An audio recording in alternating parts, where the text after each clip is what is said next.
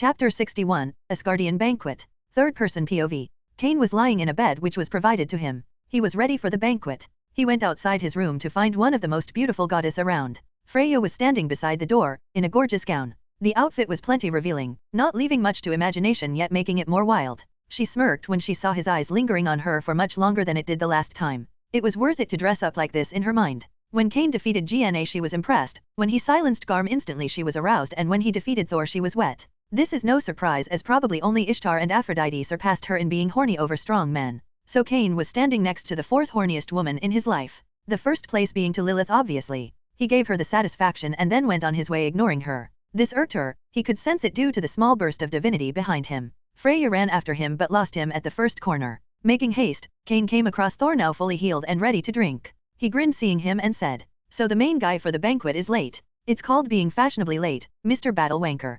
Cain and Thor started talking about their fight, forgetting that they needed to attend the banquet. Freya was unlike Aphrodite, who wanted people to just fuck her if they were strong, or like Ishtar, who used her powers just so she could enjoy herself. Freya was a sadist, a little maso too, but no one knew that, unless you were really good at bedroom activities. She was planning on how to break Cain, make him beg for her, and then she would ride him till his mind is filled with pleasure and becomes her. She was doing a lot of things, instructing Einherjar to purposely make a wine glass fall at Cain, so that she can get him alone. But where is that guy? The banquet has been going on for 2 hours and he is still absent. Just as she was about to brutally end someone's good life, Cain appeared with Thor in tow with him. Both seemed deep into a conversation, but that was stopped when Odin's voice rang out. "Asgardians, I present to you the youngest winner of Valhalla, and the king of hell, Cain Levon Lucifer. Drink to your heart's content and make him drink too. For Asgard." The fuck he means for Asgard. He thinks it will be easier for him to negotiate with you after drinking.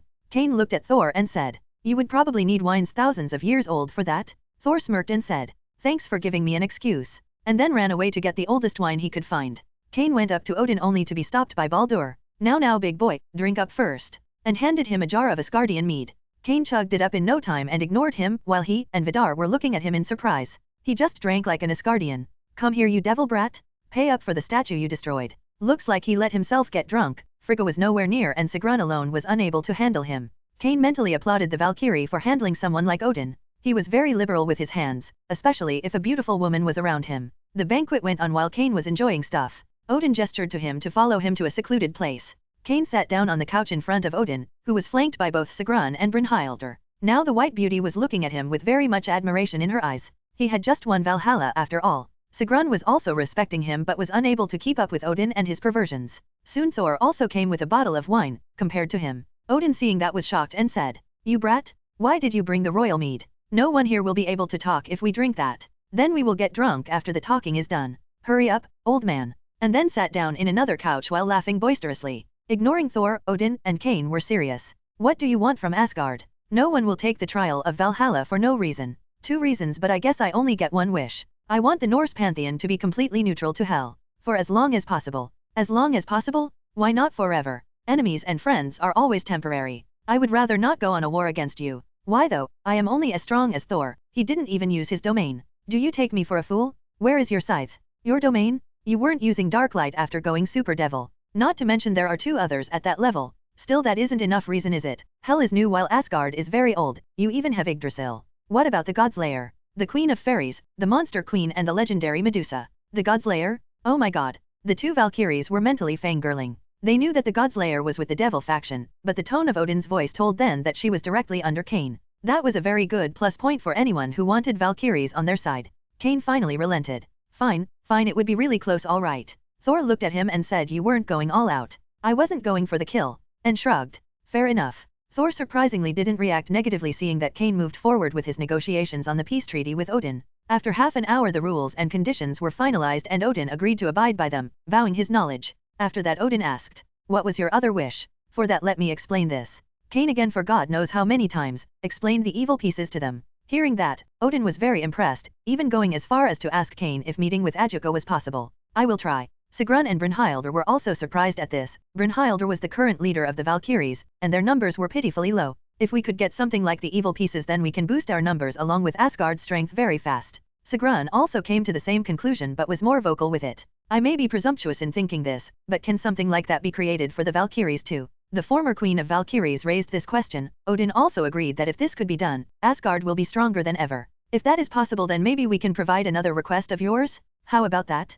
Cain's mind raced as he thought about this. He wanted to deny this as evil pieces were really essential to the devils, but this was an opportunity to get a Valkyrie. I need to bullshit now. If I can delay them getting this for maybe centuries or put a limitation on this version of evil pieces, then the deal isn't bad. But first I need to increase the value. It's hard, especially for you guys. What do you mean? Creating it requires a great understanding of the anatomy, physiology, and soul of the race you will be turning into. We devils have enough prisoners for experimentation. I doubt there are any imprisoned Valkyries, also not to mention they will be dead if Ajuka is allowed to do his stuff.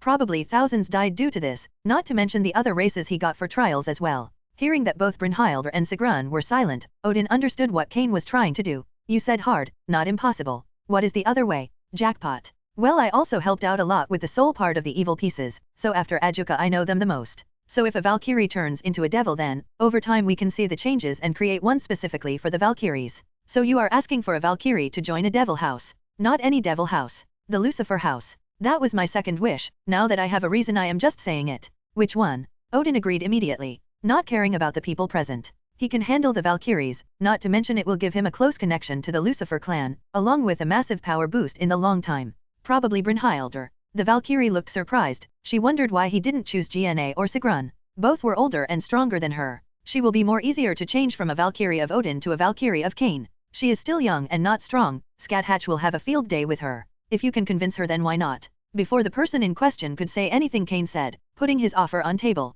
Personal training by Scathatch Scatty. I am not agreeing just because of that. This for helping Asgard. Sure. That was quick. With that finally, Odin opened the royal mead and pushed it towards Cain. Thor also came and sat alongside them on another couch. Brynhildr, go and tell the arrangements made between Hel and Asgard to everyone concerned. Also do whatever you want for tonight. I guess I will have to take up the position of the Valkyrie Queen again, as Gna will not take it back. Sigrun said with a sigh and went along with Brynhildr, leaving the three men alone. Then Odin said, what about you, Thor? Every Valkyrie is like a sister to me, especially Sigrun and Brynhildr. And you are letting me take her. If you were not someone I thought good of, then you wouldn't even be alive as of now. Also, I think Brynhildr hides her true self due to her position. I think that you will be able to help her with that and break her shell of always putting others above her. Thanks. Cain said sincerely. Bah, that's enough drama for now, let's drink. With that the two newly made friends began to drown the royal mead, making Odin worried. If these two fought when drunk, nobody will be able to stop them. He went back to the party and was met by a very angry Freya. Where is he? Outside with Thor. And quickly went to meet Frigga. He didn't know how, but he felt a very scary aura coming from the goddess of beauty. In the room, although it will be a stretch to call it a room. The walls were broken, the furniture ripped apart, the floor was full of potholes, some of them filled with lightning and dark light. Freya entering that room was shocked to find the perpetrators of the destruction of the room, arm wrestling. That amount of destruction was only from them arm wrestling. And Freya could see that Odin had cast durability runes on the room. Truly monstrously strong, bastards. But she can handle them, she thought, the poor goddess. Both of you stop this at once. Both of them looked at her and then ignored her. At this the goddess, not used to being ignored, yelled. Do not make me use force. At this Cain said. Miss Dehydration, if you think you can stop us then please do so. Freya, let's see if you are strong as two drunk warriors. Both of them laughed and continued their match, each of them putting more power as the time passes. Freya seeing this went to call Sif. She was the only one Thor listened to when drunk. The match continued with neither of them winning, but the room was gradually getting destroyed and soon their aura will leak outside. But just then a blonde goddess along with Freya entered the room, a stern expression on her face. Thor looked at her and instantly removed his arm, making Cain's arm move too fast and him beating in the ground, causing more destruction. Thor, come with me now. The thunder god looked shamefully at his wife and then told to Cain while tears flowed from his eyes. We will meet again, my brother. And then was dragged by an angry Sif. Cain seeing that looked at Freya, who was smiling with glee. Freya closed her eyes, her body shivered and then she said in a crazy sultry voice. Finally we are alone, I will teach you pleasure. May we not meet again, thought. Saying that Cain jumped out of the window, too fast for Freya to catch, and before she had opened her eyes. What did you just called me? But was too late, only being able to catch a glimpse of the silver hair. No, my plans. She dramatically fell down on her knees, a bulk cloud on her head and began muttering some crazy stuff. Cain being drunk entered a room, took off his shirt, went to sleep. The bed smells good. Chapter 62, Back in Hell. Third person POV. Cain was still lying in the bed he had fallen asleep last night. Currently he was sleeping while Brynhildr was standing next to him. Her eyes were glued to his abs and well-defined muscles. If he had a body like this, then it isn't far off for him to be strong. Cain opened his eyes to find an unknown ceiling. The amount of times I have woken up to a different ceiling has once again grown. Brynhildr didn't understand at first, but then her mind clicked and she blushed a little bit, but then put her hand on his shoulder and spoke. If you would be kind enough to get up from my bed, Lord Lucifer, then we can proceed further with today's agenda. That is, me going along with you. Ah, yes, we had to do that. The royal mead really lives up to his name. Make sure to remind me to bring something like that when Thor visits hell. Is that an order? No, if you remember then tell me. The chances are I will remember it though. Brynhildr nodded her head at that and went out of the room, leaving Cain to get ready. Cain got ready and met up with the newest yet to be his peerage member standing along with Thor and Heimdall at the focus of Bifrost. Nice, I get to see the famed weapon in action, although it is used as traveling equipment now. Giddy about how he will get to see a very ancient and powerful weapon in action, Cain's pace doubled. Seeing that Thor was confused but kept it to himself. Heimdall had closed his eyes while he faced the massive structure which served as a controller for Bifrost. Cain had no doubt that the all-seeing man had known about his excitement. But he was now on friendly terms with the Norse, so it was not a problem for him to show his emotions a bit. Just as he neared his destination, Thor opened his arms and hugged him. He was sure that would have killed even a strong god, but he was a lot stronger than a normal god. He reciprocated the hug with his own, putting equal power in it. Thor laughed and let him go. The Alfathor wishes you a happy journey, Cain. As for the future, invite me when you have made a little Bryn. And whether on his merry way, not saying much. But Brynhildr was a blushing mess and was muttering something about Thor being a muscle-headed dumbass. They do act like a brother and sister, as much as it is possible in godly terms anyway. Cain stood in front of the cannon and waited for Brynhildr to come and stand by his side. Heimdall opened his eyes and said, I can't fire the Bifrost into hell. It's under lockdown currently, due to security reasons. After thinking for some time he said, send us to an abandoned church in Europe. Heimdall and Brynhildr both looked weirdly at him but didn't say anything. And then a rainbow flashed in front of Cain and he then found himself at his designated place, with only the burnt markings at the ground to prove that Bifrost was used. Brynhildr, someone who has used the Bifrost quite a few times, still didn't understand how it worked. But Cain was quite surprised. That thing could rip apart the barriers surrounding hell. This was one of the reasons why Cain is so paranoid, going as far as to lock down space around hell. Hell is new, it doesn't have the history and powerful weapons like Bifrost. And in one ride he was unable to glean anything useful from it. Not to mention every old pantheon had something like Bifrost, be it the Sword of Olympus or the Tree of Life. But who made this, Ymir, Bor, or Barry? Cain put these thoughts at the back of his mind and looked at Brynhildr, who was looking at him. We are going to use the evil piece here. The Valkyrie tilted her cutely and asked, why? Multiple reasons. I can't take you inside hell as it is locked, and unfortunately I do not control that. So I need to make you a peerage member so that you can go inside. Also I need to talk with the angels, and what better way to bring them other than a satanic ritual performed by the devil himself? Why? Can't you be civil and just talk to them like you did to us? Cain looked at her dead serious in the eye and said in a sagely voice, they are angels, I am a devil. Of course it gotta be a evil ritual. That is the way. She nodded her head and ignored his babbling. Cain took out the box of evil pieces and conjured a table out of thin air. He made her lay down on it and put the rook piece on her chest. I, Cain Levon Lucifer, hereby order you. Heed me, Valkyrie Brynhildr, bring your soul under me in this world and become my rook. You shall become my rook and rejoice in your newfound life. The rook piece went inside her chest and the Valkyrie became the devil's servant. She stood up and checked her body to see if any outward changes in her appearance were visible. It doesn't change that, only the soul and energy. Now go and fetch me a soul. What? Cain sighed as she didn't get the reference but regardless said, go and bring me a human, alive for the ritual. Can I say no? Yes, but I would be pleased if you didn't. Does it need to be a virgin, young pure maiden? Cain looked at her in questionable way and said, that was oddly specific, but no, any human will do. Bring whoever you see fit to die here. Also make sure that no one sees you. With that the newly born devil went to fulfill the demands of her master. Cain was standing inside the church on top of a circle dug into the ground of the church. The circle had a pentagram imbued inside of it. The points of the pentagram which touched the circle were slightly wider. Just then Brynhildr came inside with a middle-aged shabby-looking man and threw him in the middle of the circle. The man was still in shock. Why this specific man, may I ask? Scum. Fair enough. Don't I get a say in it, Mr. Lucifer, Satan, devil, whatever you wish. That lady is also a devil but a former Valkyrie. Haha, very funny. Now why don't you tell me your correct name? Cain sighed and sat up and with a wave of his hand slashed off the left arm of the guy. The man didn't even register the pain till a few moments later. Why are you screaming? Just tell yourself that this is a hallucination. Human brain is very strong. The man continued to sob for some time before he managed to control his breathing and his adrenaline kicked in. But till then the ritual circle on the ground was full of his blood.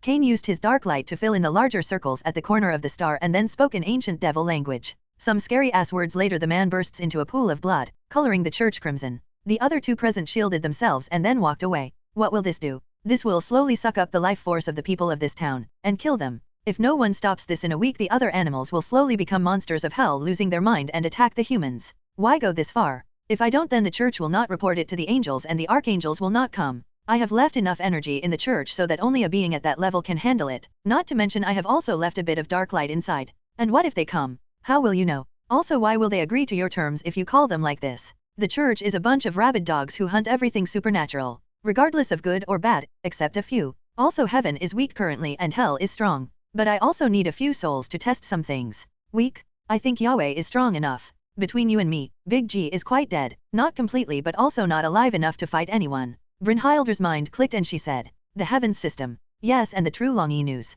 Also I have put up a barrier here so that no one can see this except angels. Also it stops all kinds of noise and smell. When? Just as we arrived. Why didn't I sense it? And is it so easy to put up a barrier like this? Devil magic is very versatile, you just need imagination and reserves to sustain. Also you aren't an angel, as beautiful you are. Then how was I able to come back? She said quickly to avoid Cain from seeing her blush but didn't succeed. Figure it out yourself. Aren't Valkyries supposed to be quite good at barrier magic? Fine, I will. I will put up a similar one as this in hell for you to study. Thanks. Brynhilder gave a sincere smile at that and Cain also responded with a smile of his own, although it was less noticeable than the one Brynhilder had on her face currently. Cain then teleported back to hell with the albino Valkyrie in tow. After teleporting inside his study, Cain took Brynhilder along with him to introduce her with the rest of the castle residents. The architecture here is quite good and old. As horrible my father was, he still had a bit of redeeming qualities although the bad qualities were too much. The Alfather talked a bit about the Morningstar. He kicked the Alfather in the groin and slapped Freya in the face,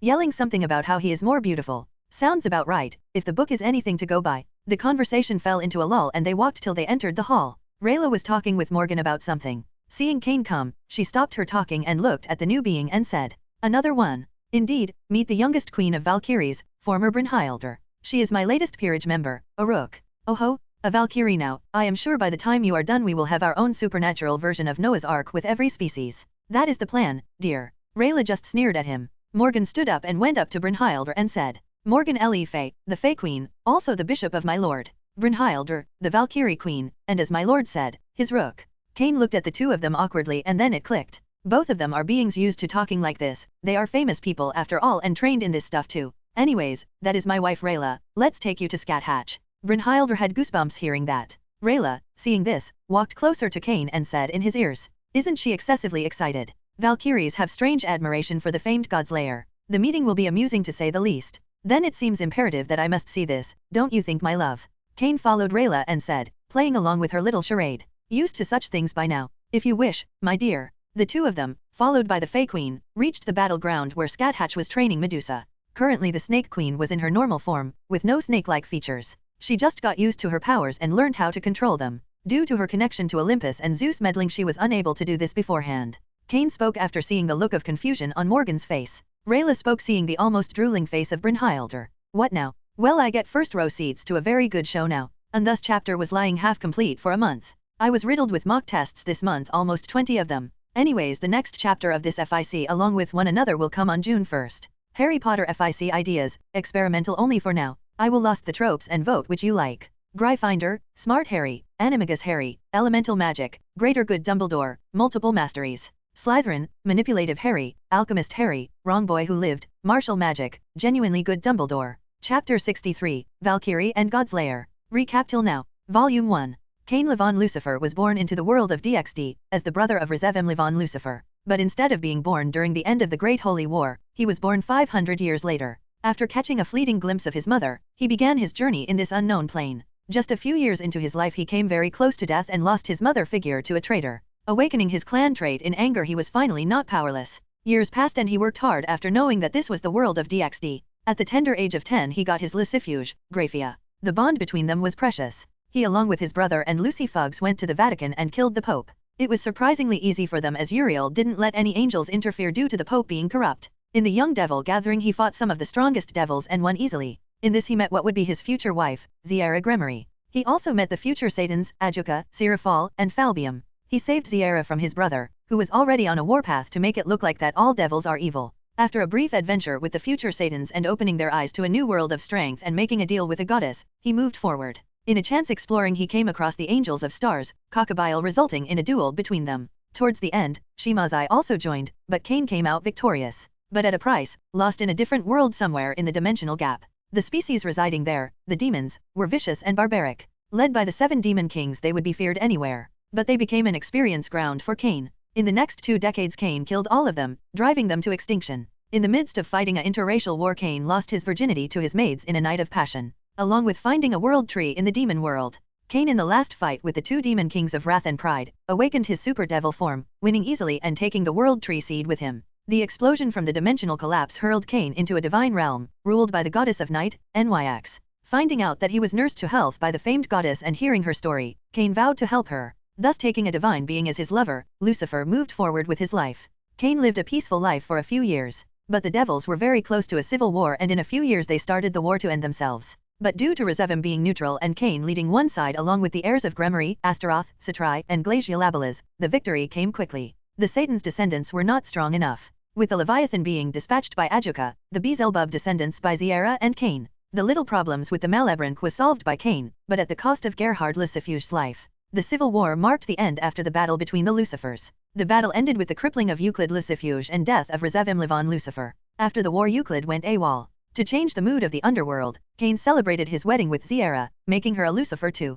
Volume 2. Becoming the sole heir of Lucifer clan, Cain gained access to the Book of Lucifer. In it were tales of his late father. Cain also made a deal with the legendary devil, Mephistopheles, to work as the overseer of Ars Goetia, the devil-ruling body. To take care of the vast fortune of the Lucifer clan, Cain organized a secret competition to select a manager. The winner was Rayla Phoenix, surprising her by picking her up on the way to the Baal ball. Cain was intrigued by her service. That intrigue later turned into a budding romance, and later he married her, increasing his total number of wives. Exploring the basement dungeon in his castle, Cain found a piece of flesh. Thinking that nothing useless should be here, he went on to cure it using his mastery over demonic energy. The end result ended up with him reviving the mother of all devils, the succubus queen, Lilith Livon herself. After a tearful reunion between the son and mother and telling her the truth about Rizevim, Cain was overjoyed by the invention of Ajuka, the current Beelzebub. The evil pieces greatly hastened the plans of Cain, making hell a separate faction from the underworld. Soon after their discovery and discussing it with the other Satans and his family, Cain was revealed that a Leviathan was still in the underworld.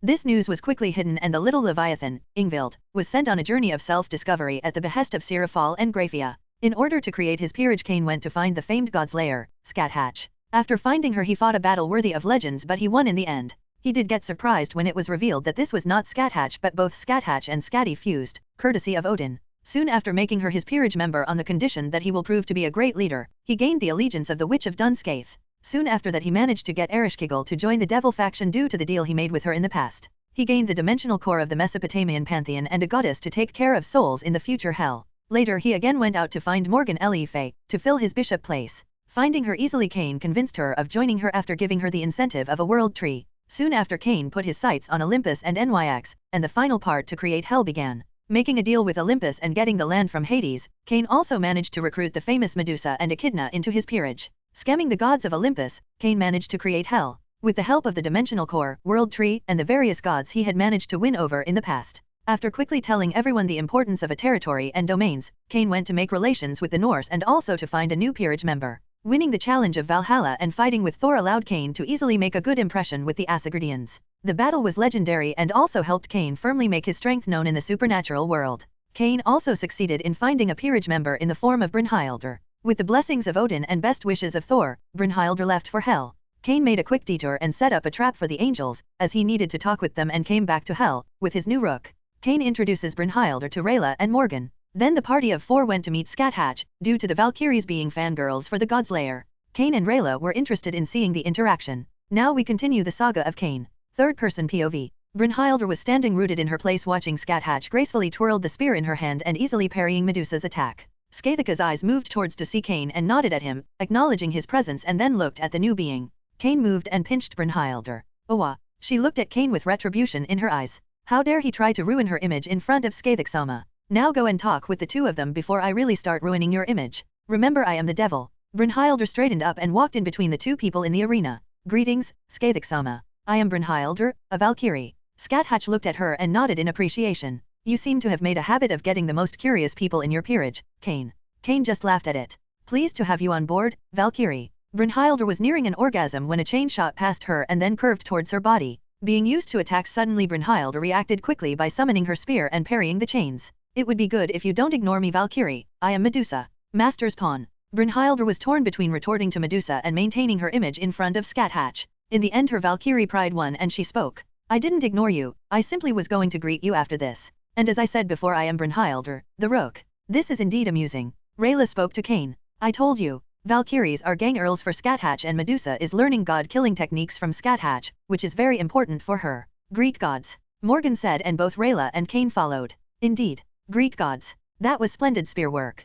Brynhildr. Thank you, Skaithak-sama. If it is all right with you, Scathatch, can we move forward with my training on how to kill gods? No, today's training is finished. You have just started. I will amp up the training in phases. Rayla was looking at Brynhildr, who had suddenly materialized a small notebook and was taking notes about what Scathatch was saying. Medusa was about to retort, but Cain intervened. Listen to Scathatch, Medusa. Her training is not for beginners. I am no beginner. Yes, you are. You have fought on your instincts till now. You can't suddenly master skills. It takes time. And rest is also important. Medusa was grumpy hearing that but didn't talk back. And compared to Skaithak-sama and Cain-sama, you are indeed a beginner. Hearing Brynhildr say that, Medusa was growling. Why, you Scathatch, I can accept, but I am older than Cain. He just fought Thor and won, not to mention he also won against Scathatch, so your age is irrelevant. Stop riling her up, Brynhildr. Hearing Cain speak with a stern voice, Brynhildr backed down. But her words sparked another person's interest way too much. Defeated Thor? I didn't hear about that. If you were going to fight, you should have taken me along with you. Scathatch was very much interested in this, is what Cain concluded. It was a diplomatic visit. I will be sure to take you next time. With that, the little meeting between the peerage members was over. Where's Echidna? With Lilith. Brynhildr can meet her during dinner along with the remaining residents. As the group was returning, Brynhildr made a request to the God's Lair. Skaithak-sama, can I also train with you? Cain looked at her and said, poor soul. May Big Geo. Odin save you? Morgan looked at him and said, why are you saying that? Skaithak is a brutal person during training. Medusa is determined enough in her revenge to go through it. Brynhildr, well, she will learn it the hard way. You would certainly know that, right, Cain? You got your ass handed to you last time you trained with her. Rayla spoke out loud while snickering. Oh, so that's why you stopped. Morgan apparently had concluded his defeat being the reason for not training. Cain looked at Rayla with a look that promised some nighttime torture. It was only skill-based, all right. I win if we fight. Excuses? And yes, Brynhildr, you can. It will be most delightful if you can join me. Another soul had been sacrificed to the training devil. It's not that bad. It is Scathatch, it is. Brynhildr was now wondering if she spoke too soon. Maybe I should have watched a little before asking this. Later that day, Brynhildr was introduced to Echidna, Lilith, Ziera, Graphia Nyx, Ereshkigal, Vanessa and Melissa. The interactions went well and everyone was satisfied. So what's next, a yokai? Rayla asked, lying on top of Cain with him still inside her. Nah, next is going to be a knight. But a yokai isn't a bad idea. You will end up being known as the collector in the supernatural world if you continue like this. Before that, don't I have to get back at you for saying about me losing to Scathatch? Seeing the devious smirk on Cain's face, Rayla tried to move but was stopped by the hands on her ass. Wait. Cain, I am still tired and sensitive. Phoenixes are known for their stamina if I remember correctly. Kaya. Rayla did not get a wink of sleep tonight. And Lilith had a field day about how she was limping the next day. I am not going to talk about him in front of others, or maybe I will. It felt so good. Maybe the punishment wasn't as much of a punishment Cain thought it was. And we are so back? Chapter 64, New FIC? My new FIC Strike the Blood, 4th Primogenitor is out. Go read it, review it, and mark it in your collections. I will rails more than 20k words on that FIC in a single week. Donate your power stones. Let's aim for a high rank in the rankings. Synopsis. Kojo Akatsuki, the 4th Primogenitor, also known as the Collide Blood, is a good person who still maintains his humanities and principles even after becoming a vampire. But not this time around. Getting absolute power along with immortality, Kojo is different this time around. This time the world will tremble in front of the 4th Primogenitor, the apex predator this world. With an hunger for blood and urge for getting blood companions, he will stop at nothing. Oh, smart Kojo, not dense, unprincipled, some questionable pairings. The prologue is out. 2 more chapters and an auxiliary chapter to come out today. More chapter tomorrow and the day after. Chapter 65, Devil and Angel. 3rd person POV. Cain was sitting in his study looking at some documents, when suddenly the barrier he had placed in the abandoned church was bypassed. So an archangel finally came. Vanessa was also in the study helping him with the work. Usually Graphia helped him, but today, Graphia was with Rayla in the human world. Vanessa, I will be going out for an important meeting. Inform anyone if they ask about me, as you ask. My lord. With that, Cain teleported near the church. And he was very surprised to find that instead of 1 or 2, all the 4 archangels were present. This certainly is a surprise. Cain was not expecting this but was happy regardless. He can deal with all the archangels right now. If only 1 or 2 came, they can make the excuse of talking with others and avoid him, but now they need to give him an answer. Cain nonchalantly walked through the front entrance and said, his hands behind his back, his eyes slightly closing. Well, what do we have here? The 4 of them turned towards the source of the noise and were jump-scared. As Cain had a frighteningly similar posture to Lucifer at this moment. An extremely beautiful woman with curly blonde hair and a voluptuous figure blurted out, Big Brother. Cain mentally agreed that Gabriel was a bombshell. But due to her statement, his dramatic entrance was wasted. Not your big brother. His son. The angel with an appearance of a handsome-looking man with long blonde hair and green eyes looked at Cain and said, "It's nice to meet you, Cain Lucifer, leader of the devils." "Same here, uncle." Hearing that, Michael had a twitch in his eyes, but continued but was slower than Uriel.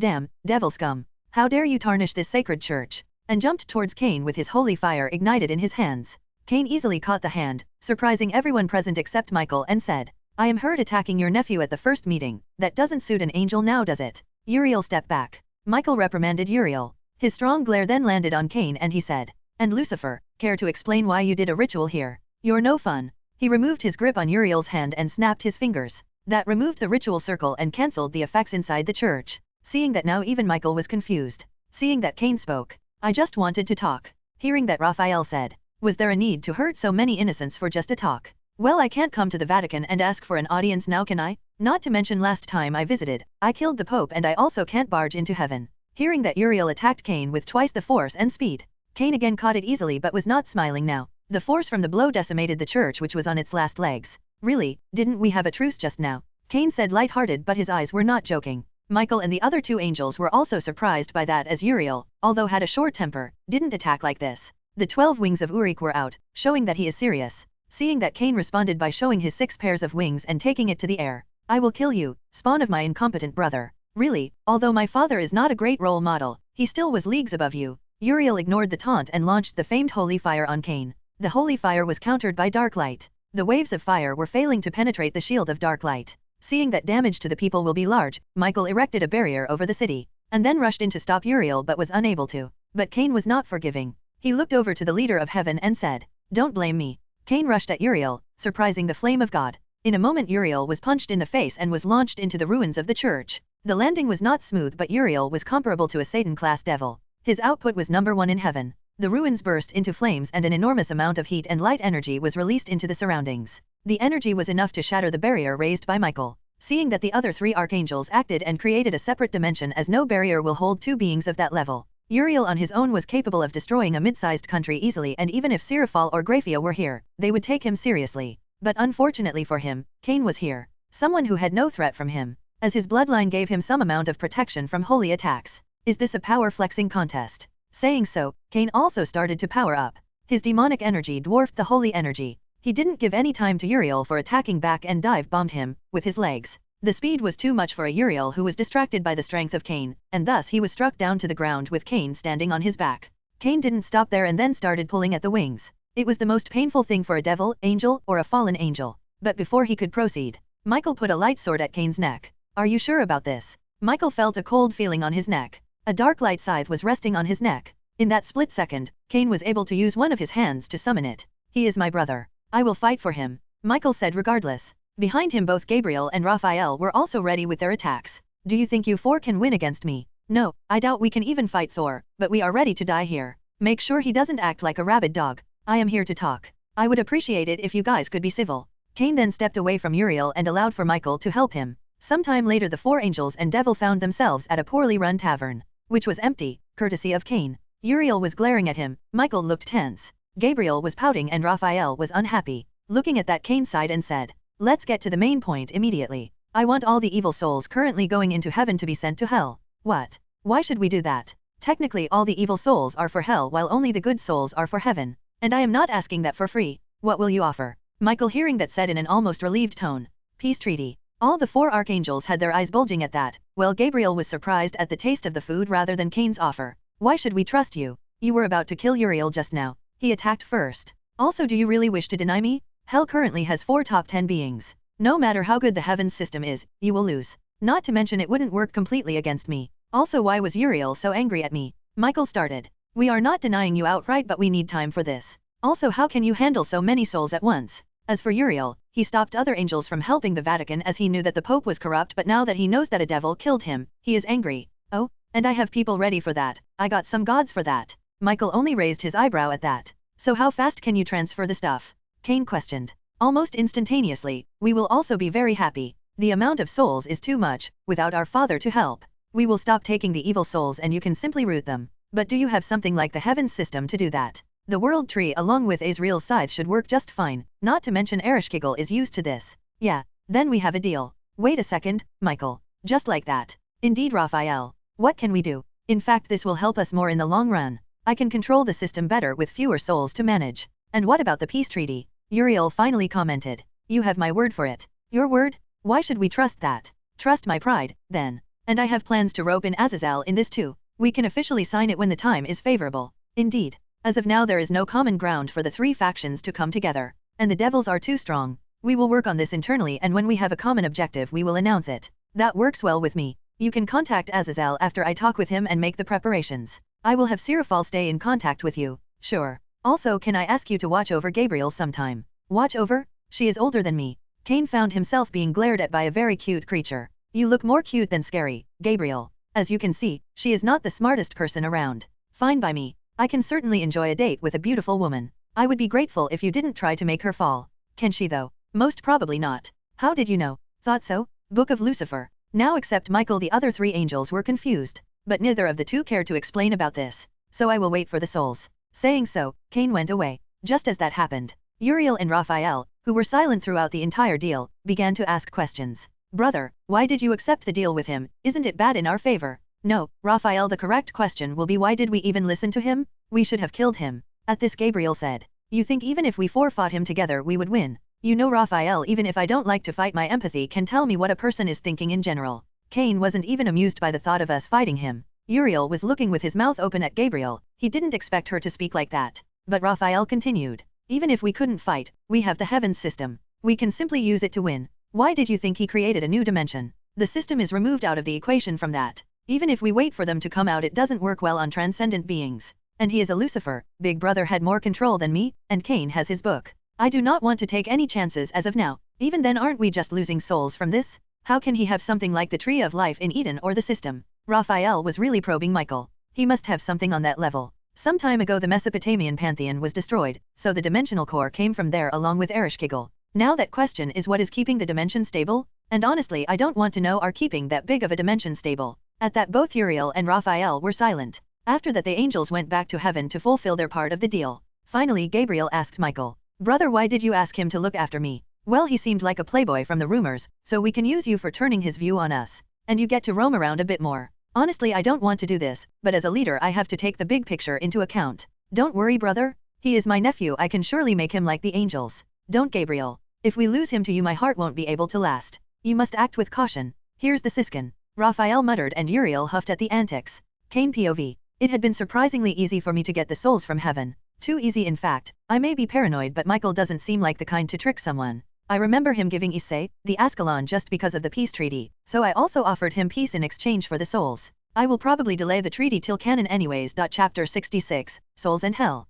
Third person POV. Cain immediately after reaching his castle asked for Vanessa and ordered her to quickly send Nyx, Ereshkigal, and Morgan to his study. While they were coming he mentally thought of the advantages he will gain after controlling so many souls. As most of the souls are classified as evil, due to angels being really pure beings, they didn't take anything less than 100% pure person's soul. Thus most of the souls were being recycled too quickly and the excess energy was not being utilized effectively. The soul grows in power as it becomes older. So while reincarnation, the energy required for a baby's souls is recycled while the excess is used for the pantheon. But heaven wasn't capable of this without Yahweh. Hence, Cain will be taking full benefit of this. Hell will now have a tremendous growth rate, due to having so much pure energy. The world tree will also grow faster, as will the spirit of hell, bound to the world tree and his scythe. Not to mention that Cain and the goddess residing in hell will get a major power boost. Ereshkigal's divinity will get a boost. As the dimension grows stronger, Nyx, who controls the majority of it, will also get stronger. And Cain, who is the main party, aka the owner of hell, will also receive some major boosts in his strength.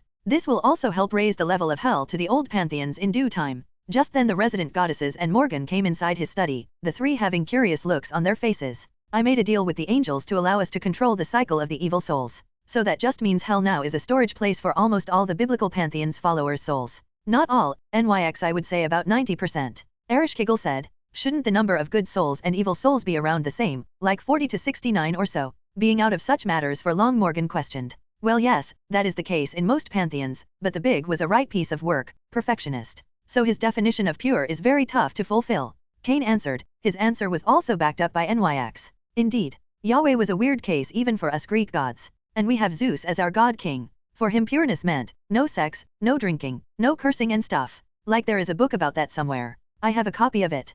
Cain gave his valuable opinion. Morgan by then was gaping like a fish, and Ereshkigal was not doing the same, as she knew that Yahweh was not really a fair god, even though he is portrayed as a good god. Now that Cain had briefed the ones mainly responsible for the soul management, he finally calmed down from his little excited state. Ereshkigal had already created the required place for this. Nyx was familiar with this, and fairies knew how to handle the world tree the best, maybe after Ratatoskr. The Satans were already informed about this. In fact, many of the devil pillars were technically informed of this. Ziera had distributed a book containing all the future plans for Hell's development. But devils, being the arrogant race, ignored it, only keeping it on them, not reading it. Thus only a few people were informed of this. And that included the Satans and of course the Lucifer clan's members. Cain knew that some of the pillars must have known this too, but they were smart to not spread it or reveal to anyone. After all, Zekram, Agars, and few of the devil pillars were smart enough to discover some of Cain's plan even without being informed of it. Currently Cain, along with Nyx and Ereshkigal, was in the pocket space made for the souls. Currently it was barren. The place itself was more hell-looking like than the actual hell.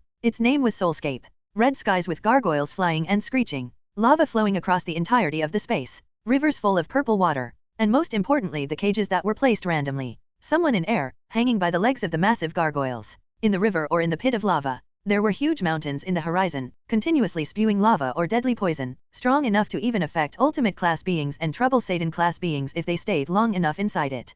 Cain was visibly impressed with this. He had left this space entirely to the two goddesses, and it was a good decision. This place was now a mixture of the underworld of the Greek pantheon and core. The cages will be used for storing the extra souls. The river is for punishing the lighter sins, while the lava pits are for middle-level crime. The mountains were for very horrible sins, while gargoyles were used as transportation. Cain asked Ereshkigal, "What are the punishments?" At that question Nyx was happy while Ereshkigal was shuddering. What did Nyx do to make the goddess of the underworld shiver? Well, the cages on rivers are nothing. The souls inside just have their desires amplified, and then they are prevented from getting what they want by being trapped in a cage, a never-ending illusion sort of. It stops after a certain amount of time, decided by the intensity of the sin. Pretty basic but still effective. The lava pit ones are also an illusion but almost hyper-realistic. All the form of torture known to humans and all of the supernatural are used on the ones in the lava. From water torture to the goat torture. Even the gods' methods are used. They are repeated till the person accepts their sins and reforms themselves. Also, the torturer is either their most hated person or their most loved one.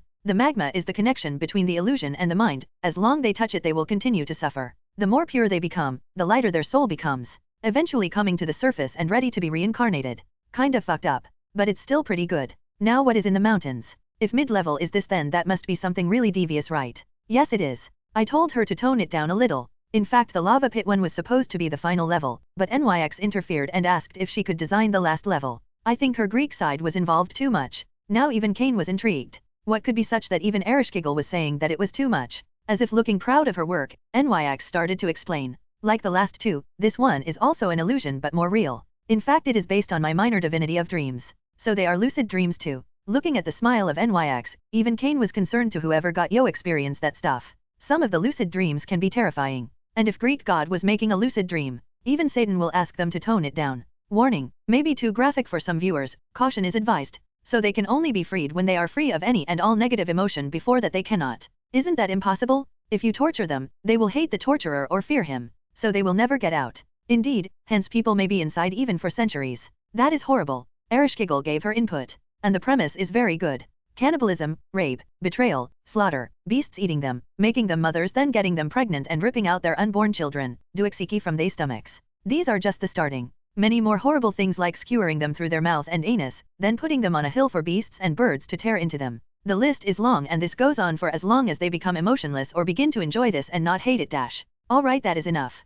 Cain was a bit scared at how the Greek worked, but he didn't object, as some people in the world were really lowest of the low. But still he wouldn't condemn them to that for centuries. Maybe he will SCCRLT ask Morgan to not throw many souls inside it. But Cain had a hunch that the number of souls in the mountain will only go on to increase as the time passes and humanity progresses. Over. The three were patiently waiting for the influx of souls. Morgan was standing near the world tree, as the souls would pass through it when coming inside and then again when going out. First time was to keep track of the total number, the second was to purify them and take away the excess energy. And Morgan need to work on that for the first time only. After the first soul completed one cycle, the process would be completely automatic, only requiring some management. That too will not be needed when the spirit of the world tree will finally reach maturity, as it will handle everything on its own. Soon a singular soul came from a crack that Cain had made prior above the world tree. The one soul was wandering about after dying, not knowing anything, as heaven has shut its evil soul recycling down. He came near the tree, seeing that it was radiating energy, but just as he reached near it he was caught and thrusted inside its canopy. It tried to scream but his pleas were unheard.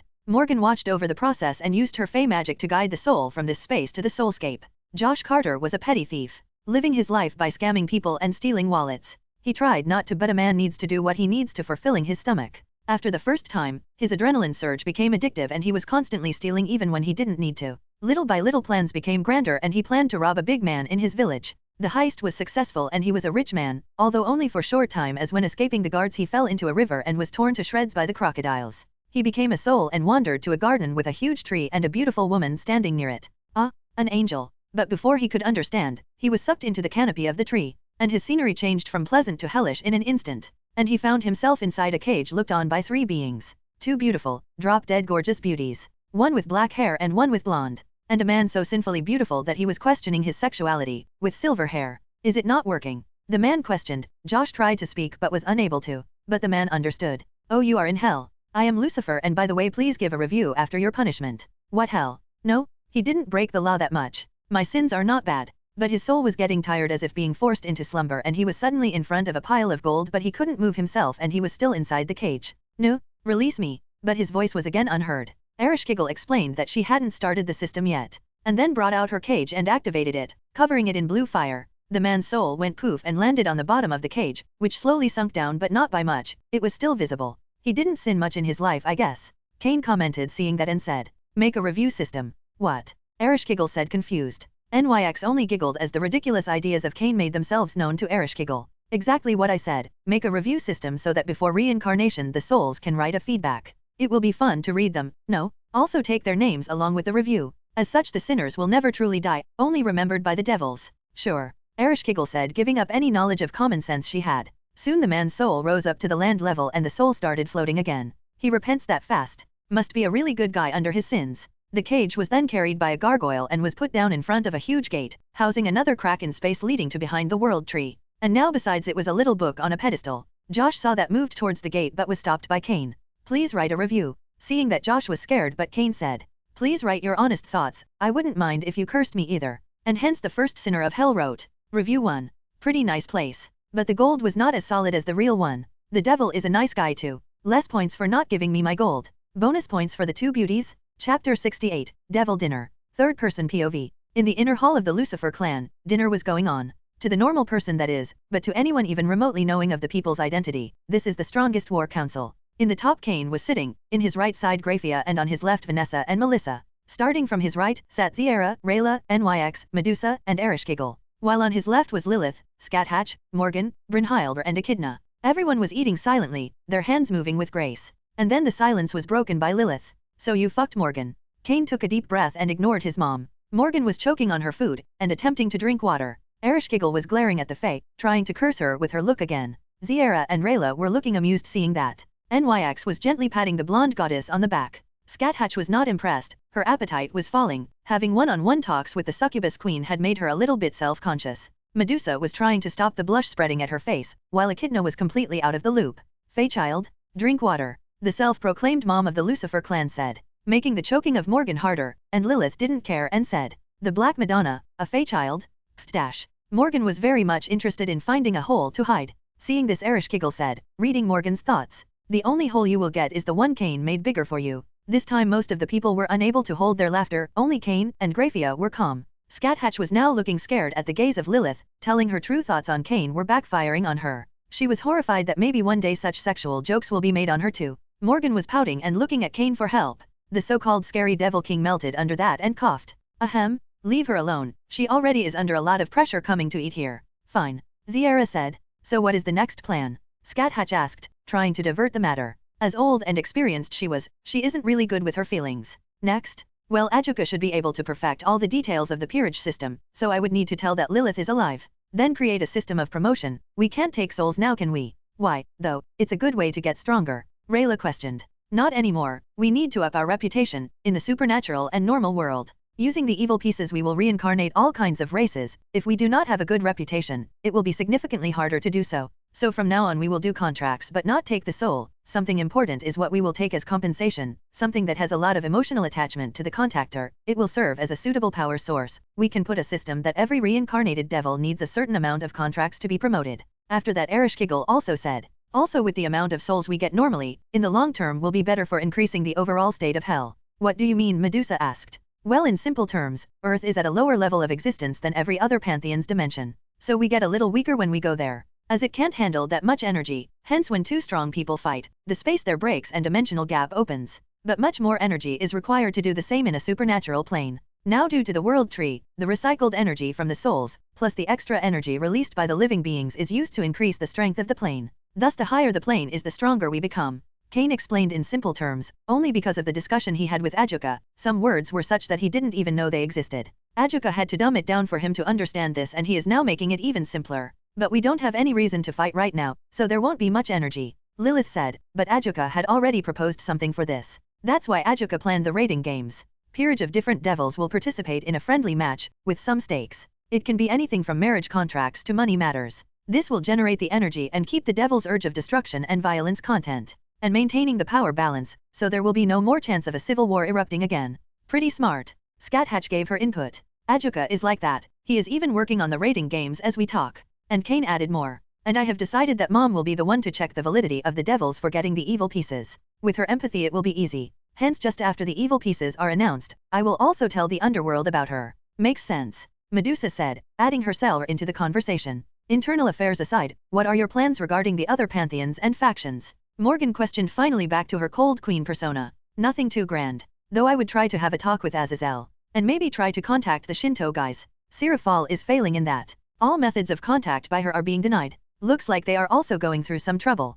MMMH. NYX said she was also interested in the Shinto pantheon due to Amaterasu. NYX was commonly known as the strongest female on the planet in the past. Now that title is held by the Shinto goddess of sun. And being polar opposite, NYX was naturally interested. What about your peerage? Any plans on who you are targeting? When will I get new children? The eccentric mother of monsters said, finally having almost finished her plate of food. Well, I am thinking of finding a yokai. I am also interested in getting a knight. A Japanese samurai or the like may be good. I will be able to hit two birds with a stone like that. Also now that I remember FIA. Call Ingvild back. Yes, my lord. The ever-stoic maid replied, making a mental note to do what her lord asked the first thing tomorrow. Brynhildr was really silent during the dinner. Her mind was in a mess. Due to some of the things she heard, especially the part where it was revealed that Cain had slept with Morgan too. Though she did make a mental reminder to ask about the contents of the dinner by one of the maids, aside from Graphia. After that dinner was a simple affair. Nobody had anything big to announce. Though everyone did see Cain followed by both Rayla and Ziera, the two wives having a very scary glint in their eyes.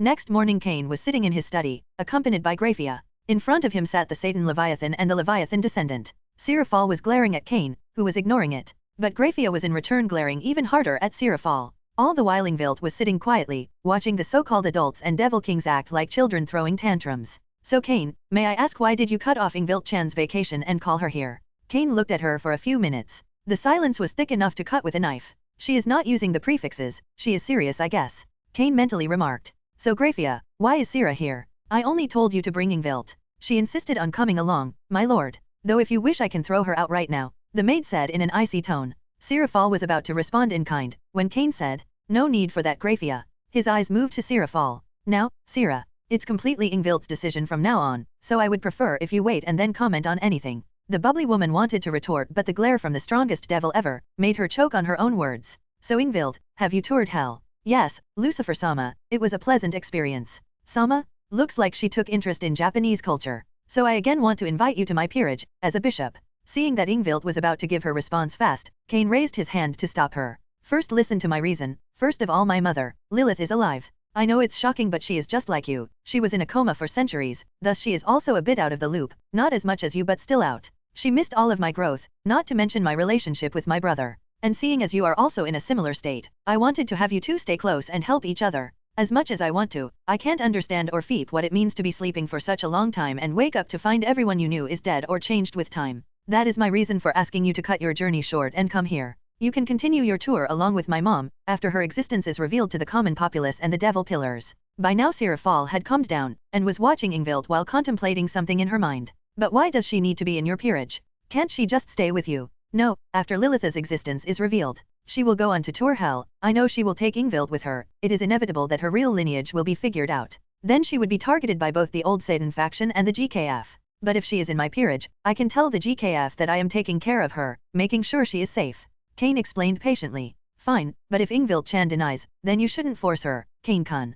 Cain showed a rare smile and replied, I wouldn't, Sira. Seeing that Sirafal was now not against the idea, Cain looked at Ingvild, waiting for her answer. I would love to, Lucifer-sama. The last living Leviathan, at least to the average devil, replied with the same innocent smile she had when waking up. Seeing that Sirafal stood up from her chair. Then it is decided. Seeing an opportunity, Cain asked. Any progress with the Shinto pantheon? Sirafal sighed and said. No, all kinds of communication have failed till now. As a last resort I will need to personally go to Japan or at least send someone competent there. Seeing that, Cain said. If it isn't a problem, I can go. Sirafal jumped at Cain hearing that and landed a kiss on his cheek. Really? Thanks a lot. The bubbly Satan then went back on her merry way, happy that her workload was just lowered massively. But she missed the death glare by the maid.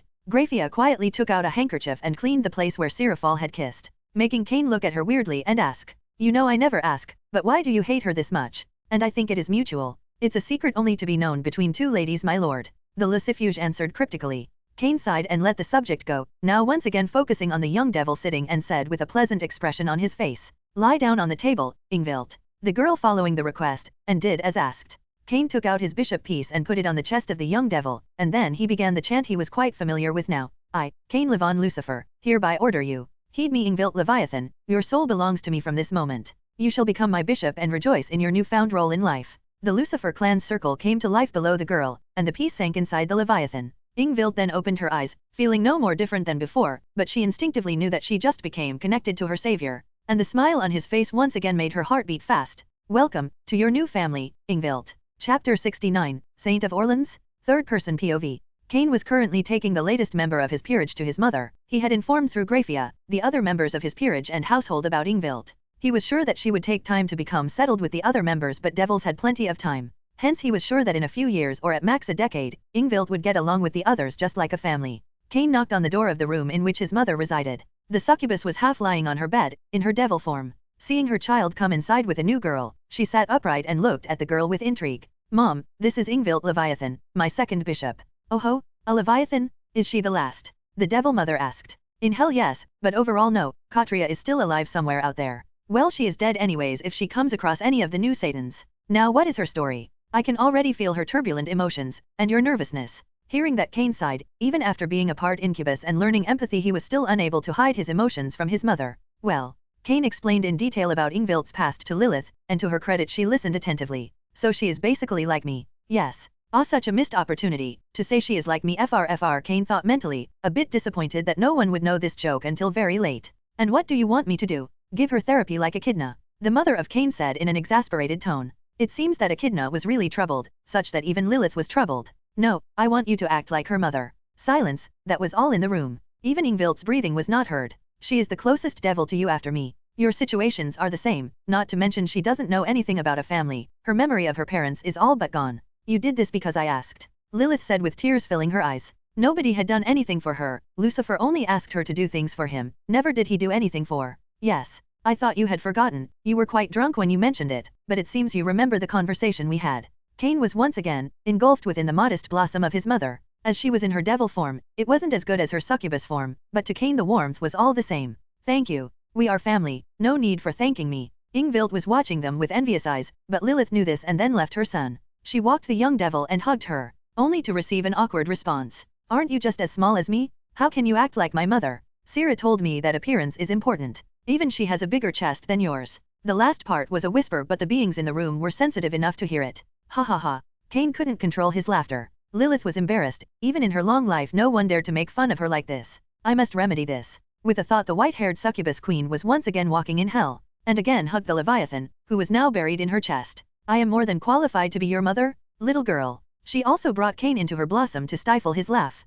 And stop laughing, you brat. And thus Ingvild gained a mother figure, Lilith gained a daughter in whose life she could be present for her, and Cain got an honorary sister. Cain was standing in front of one of the volcanoes in Soulscape, as he was informed by Ereshkigal that a soul had finally been put inside the most dangerous punishment. Cain was thinking about the conversation he had with Ereshkigal. So why did you call me? Cain asked the former Mesopotamian goddess. Finally, after all this time, someone was deemed sinful enough to warrant a stay in the highest level of punishment. Ereshkigal said, Oh, but what did you say, deemed? Who decides that a soul is sinful enough? At that Ereshkigal went silent, and Cain was also mentally rebuking himself. Such an important thing, and I forgot to ask about this? I must be slipping due to the things I had to do in the past few years. Let's take a well-deserved break after this, and then go to deal with the Shinto. I am not sure, but it is most definitely the heavens system. Now Cain was already having a headache, as if the system of heaven decided the level of severity of sins, then it would not be fair at all. Even if he was the king of hell, he believed that the punishment should be equal to the sin. Elaborate. Well, as the spirit of the world tree is not mature, when souls go to heaven after the body dies, they are accepted if the heavens system deems them pure, or else it puts a mark on them, representing the level of sin, and then reroutes them to us. Then they come here. Our current system just studies the marks and sends them according to it. Cain was facepalming. If anything, he should be grateful that only one person was sent to the volcano, not many. Do not send anyone inside the last level until I say so. Keep them in the second. I am going to see if the person inside is really that bad. Also, how to find out their sin. There should be a mark somewhere on the soul, just touch it and you will understand. I will till then barricade the system of our own. Please do so. Saying so, Cain moved towards the large volcanoes at the end of the horizon. Now that he once again checked his memory, he found that he had not thought it through, as he did not know how to enter the volcano. To my surprise, it seems the inherent devil urge to do things lazily over a long period of time is messing with my brain, as I am doing things too quickly. So how do I go inside? No, if I go inside, how will I watch? It is full of lava. Can't change the topography of Soulscape now, can I? Cain called upon his authority as the king of this realm. He was like a god king in certain regards, hence he knew that he could do this. And as he willed, the volcano opened like a gate. The magma flowed and split in the middle. This was like Moses split the sea, but instead water here is magma and it's in hell, not on the Red Sea. Cain walked inside thinking about this new ability of his. I am invincible now, inside hell at the very least. Now once I gain my domain, I can connect it with hell and gain even more power. Cain knew that Ereshkigal can do the same thing he did, but only in Soulscape, while Morgan could do this in her garden. And quite possibly only he and Nyx can do this anywhere in hell. Cain had given the control and management of the dimensional core to Nyx. She was experienced in such regards and thus was quite strong inside of hell, and she was working on regaining her prime powers outside of hell too, the last time Cain had talked with her. Finally the soul came into view along with the so-called mark on its front, or was it back? Cain didn't know souls were just like balls, the same from every side. He knew from the shivering of the soul that in the short period of time he came here, it had suffered a lot. Talking and gaining information will be quite impossible then. Remembering the words Ereshkigal had said, he touched the mark intending to know what soul's sins were. Surely they would be multiple, or maybe a downright horrendous sin that was complicated. But no, Cain only felt 3 words. And he frowned. Obstructing God's will? What kind of sin is that? This doesn't tell me anything. Cain was now confused about something that hadn't happened for a few decades. My only hope now is that the soul is at least capable of basic communication, even a name or place will do, but I need something to work with. And the soul was not capable of handling the horrors. Kinda expected. If this is not a mentally screwed person, then now they definitely are. Well, let's see if Lilith can do something with her empathy. Cain took the soul along with him and returned the volcano to its original state. Finding Lilith, he asked her, "Does your empathy work on the brain or soul?" "Never thought about it, so I do not know." Lilith was used to Cain spawning out of nowhere and asking her weird stuff. "We will know that in a few moments." Saying, he gave her the soul and urged her to feel the emotions. If possible, reassure her that nothing will happen now. "Sure, I will try." What happened though? Cain explained the reason to his mom, and she worked on the soul, and within a few moments she had an answer. Well, getting her to talk might take some time, but she did tell me her name. Also, what in the 7 hells did she go through? Her mind is more messed up than some of the devils who fought in the GHW. I will tell that later. What is her name? Jean d'Arc. What? Cain was in his room, pacing back and forth. How can a veritable saint be obstructing God's will? Cain only had a single thought to this. She fought the weirder of true Longinus, forced him to use the truth idea and lost? That would indeed make her against God's will, but if there was a strong enough wielder of true Longinus, I would know. Cain was confused now, and he could only wait till Lilith managed to get some more information out of the soul. A place would be helpful, Cain mused. He was trying to think outside of the box. Let's see. Famous heroes of the past have descendants. Those who do not have a bloodline, a part of their soul, resides in an individual worthy of their title. The original Joan of Arc died back in 1431, so this one must be a descendant. What more can I know? A soul? A soul can be reformed from its fragments if somehow they come together and find a body, and they attract each other. Wait, didn't heaven do a reshuffling of souls at my behest? Did something happen to the original soul of the saint? Cain was gradually making a theory in his mind, but it will all be for naught, as what he was proposing was almost impossible to happen. But the situation was mostly right. Souls released from heaven's system control, no big to properly control it. And if there was a descendant of the saint alive at this moment, then it is wholly possible. Cain's mind connected the few dots he had and called my Graphia. His ever-faithful maid came immediately. FIA, go to France now and find out what is happening there. Any news related to Saint, Joan of Arc, heresy, or church, find it out and return quickly. It will be done, my lord. Now all that remains is whether Lilith can do something, and whether Graphia can find something. If there is another stake burning planned, then my hypothesis will be correct. A pity I can't tell this to any angel, and I don't have a good impression with a fallen angel, or I could get more info. Cain waited for a few hours and then again went to meet Lilith. Anything? Lilith shook her head negatively. She doesn't know anything herself, only her name. She was a holy saint, and suddenly she was in hell. Nothing more. Her mind is already too broken for me to enter and read her memories. Sorry for the trouble then. I have sent Grafia to France. Let's hope she had found something worth the trouble. Cain said, taking the soul back. He sent the soul back to Soulscape, but didn't put her into any punishment. He simply kept her in a cage. He will let her reincarnate if Grafia doesn't find anything significant. 3 hours later Grafia came back from France. What would have taken any other person days to do she did in a few hours. It was an urgent request from her lord. She did as fast she could. Teleporting across France continuously for hours, she gathered all the information she could about all the topics Cain had asked. Cain had considered sending Vanessa, due to her Valifor powers. Even if she didn't have the clan trait, she was still quite able to work without alerting anyone, but her strength was only high class. If a fight occurred, there may be chances she can die, hence Grafia was sent. She still was very competent and didn't get caught. My lord, the task you have asked is done. So, what did you hear? There is a stake burning scheduled 2 days from now, for the witch who dares to call herself the Joan of Arc. Grafia had decided to only tell the most important thing, as she had mentally asked her lord as to what she was to focus on during her work. Shit. Well, on the bright side, I have a day to make a plan and execute it. For what, my lord? Grafia asked, even though she knew what was going on Cain's mind. His voice was really calming for her. Of course, on how to get the Saint of Orleans to join my peerage and become a devil. The Lucifer said cheerfully. Only you say such a thing casually, Cain. Cain just smirked at his loyal maid. He took her by the waist and threw her at the bed. Well, you have been a good maid, FIA, want a reward? Hearing the husky tone, Grafia replied. Yes, master. Chapter 70, Corruption. Third-person POV. Next morning, the first thing after breakfast, Cain went to find Ajuka. Finding him in his lab, he reached up to him and tapped him on his left shoulder. But before his fingers could touch the Beelzebub, the man asked. Do not try it anymore. I have learned from the past, and say whatever you want to fast. Chill, man. Also give me a box capable of holding a soul. Ajuka looked at Cain with a deadpan face. Cain, do you understand that the thing you asked is rarer than some god's divine weapon? And you just ask me to give it to you. Do you have it or not? Cain added, ignoring the question. He knew Ajuka had the thing he required. After all, evil pieces can act as an anchor for the souls. It would be idiotic of Ajuka to not have something to store a soul. Fine. Saying so, he waved his hand and a purple box appeared in his hands. Use it carefully. It is fully made of the materials that the evil pieces use, the special crystals of Agars. Do not break it, or I will not lend another to you. Sure, sure.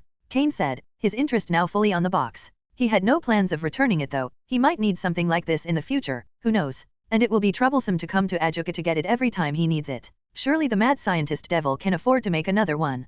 Cain then went back to his castle, fetched the soul of the now deceased descendant of the Joan of Arc, tucked it safely inside the box and went off to France. He planned to look at the situation till night and then go to meet the now resurrected saint. More information will only make it easier for him to corrupt the saint into becoming his personal devil. After roaming a bit for the entire day, Cain was finally satisfied by the church. They have made my job so much easier. They killed the original body's parents, points for me. They razed the village to the ground, points to me. Now for the heavens system, it branded a saint descendant a heretic basically. Also the original gene was also burned on a stake, so yay, this is going to be so easy. And the Catholics wonder why they are hated by both the supernatural world and their own believers. In the lonely cell, a man, on a closer look it was women dressed as a man. The woman had a look of disappointment and anguish, rather than of hatred, which was to be expected from someone about to be burned alive. Even when in such a dilemma, she didn't lose her faith and her beliefs were unshaken. The Lord had tested her once like this, time he surely will help her. The last time was a test of her resolve. Surely this time she would not have to go through the agony she went through last time. She folded her arms and did another prayer, but unfortunately for her the prayers didn't reach the one intended.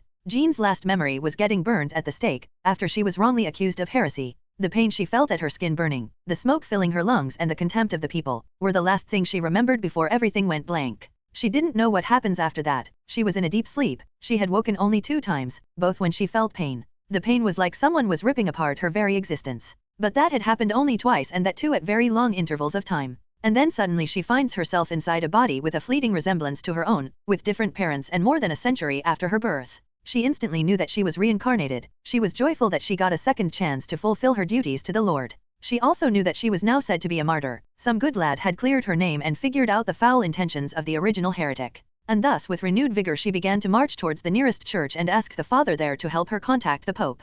Everything from then went like her previous life. She was again accused of heresy and was condemned to a similar fate like her last life. As she was reminiscing about her current and past lives, suddenly someone tapped at the iron bars on the sole window of her small prison. She raised her head and looked at her sneaky visitor, silver hair, blood-red eyes and a smirk on his face. What do you want? Her hoarse voice came out of her parched throat. And magically the man crossed the wall as if it didn't exist, and came in front of her. The dress of the man along with his unmistakable aura gave his race away. The saint jumped back, her moves precise, still the grace that she had in her past were present in her movement. Devil. The scorn in her voice was palpable. Cain only smirked and sat down at the cold floor, and motioned her to calm down, Saint. I am only here to talk. My name is Cain Levon Lucifer. It's basic courtesy to introduce yourself, isn't it? Hearing the name, the saint was even more perturbed. She wasted no time in using an ability this body possessed.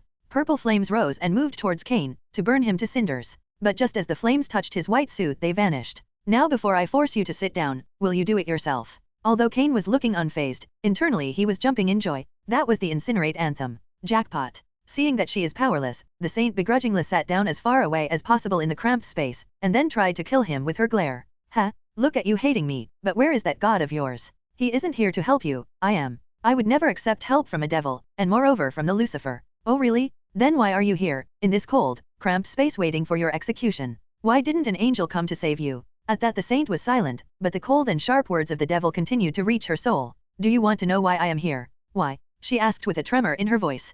Cain took out a box and kept it in front of her. Well, have you wondered what happened to the original soul of your current body? Jean's face scrunched up in distaste, showing her guilt. Well, the soul came to hell. Now I was very surprised at that, you know, so I just checked the sin of this soul. And I was blown away when it was obstructing God's will. Isn't it ironic that a poor, innocent soul was thrown into hell just because a saint inhabited her body? That is not possible. You are lying, trying to deceive me. Oh, then look at the soul yourself. The box opened and the soul inside it tried to rush back inside its body but was unable to. But just as the saint touched the soul, she touched the mark, and thus she knew that the devil was right. She had doomed a perfectly innocent soul to eternal damnation. But before she could say anything, Cain took back the soul and kept it inside the box and made it disappear. So, dear saint, wanna hear more? The sinful words of the devil rang in her ears. The saint wanted to ignore it and believe in her Lord, but her faith was shaken, and thus she allowed the words of the devil to sink into her heart. Yes. A whisper came out of her mouth, but Cain was already grinning like a Cheshire cat. That whisper was the opening he needed, and now, his new night was as good as in his hands by now.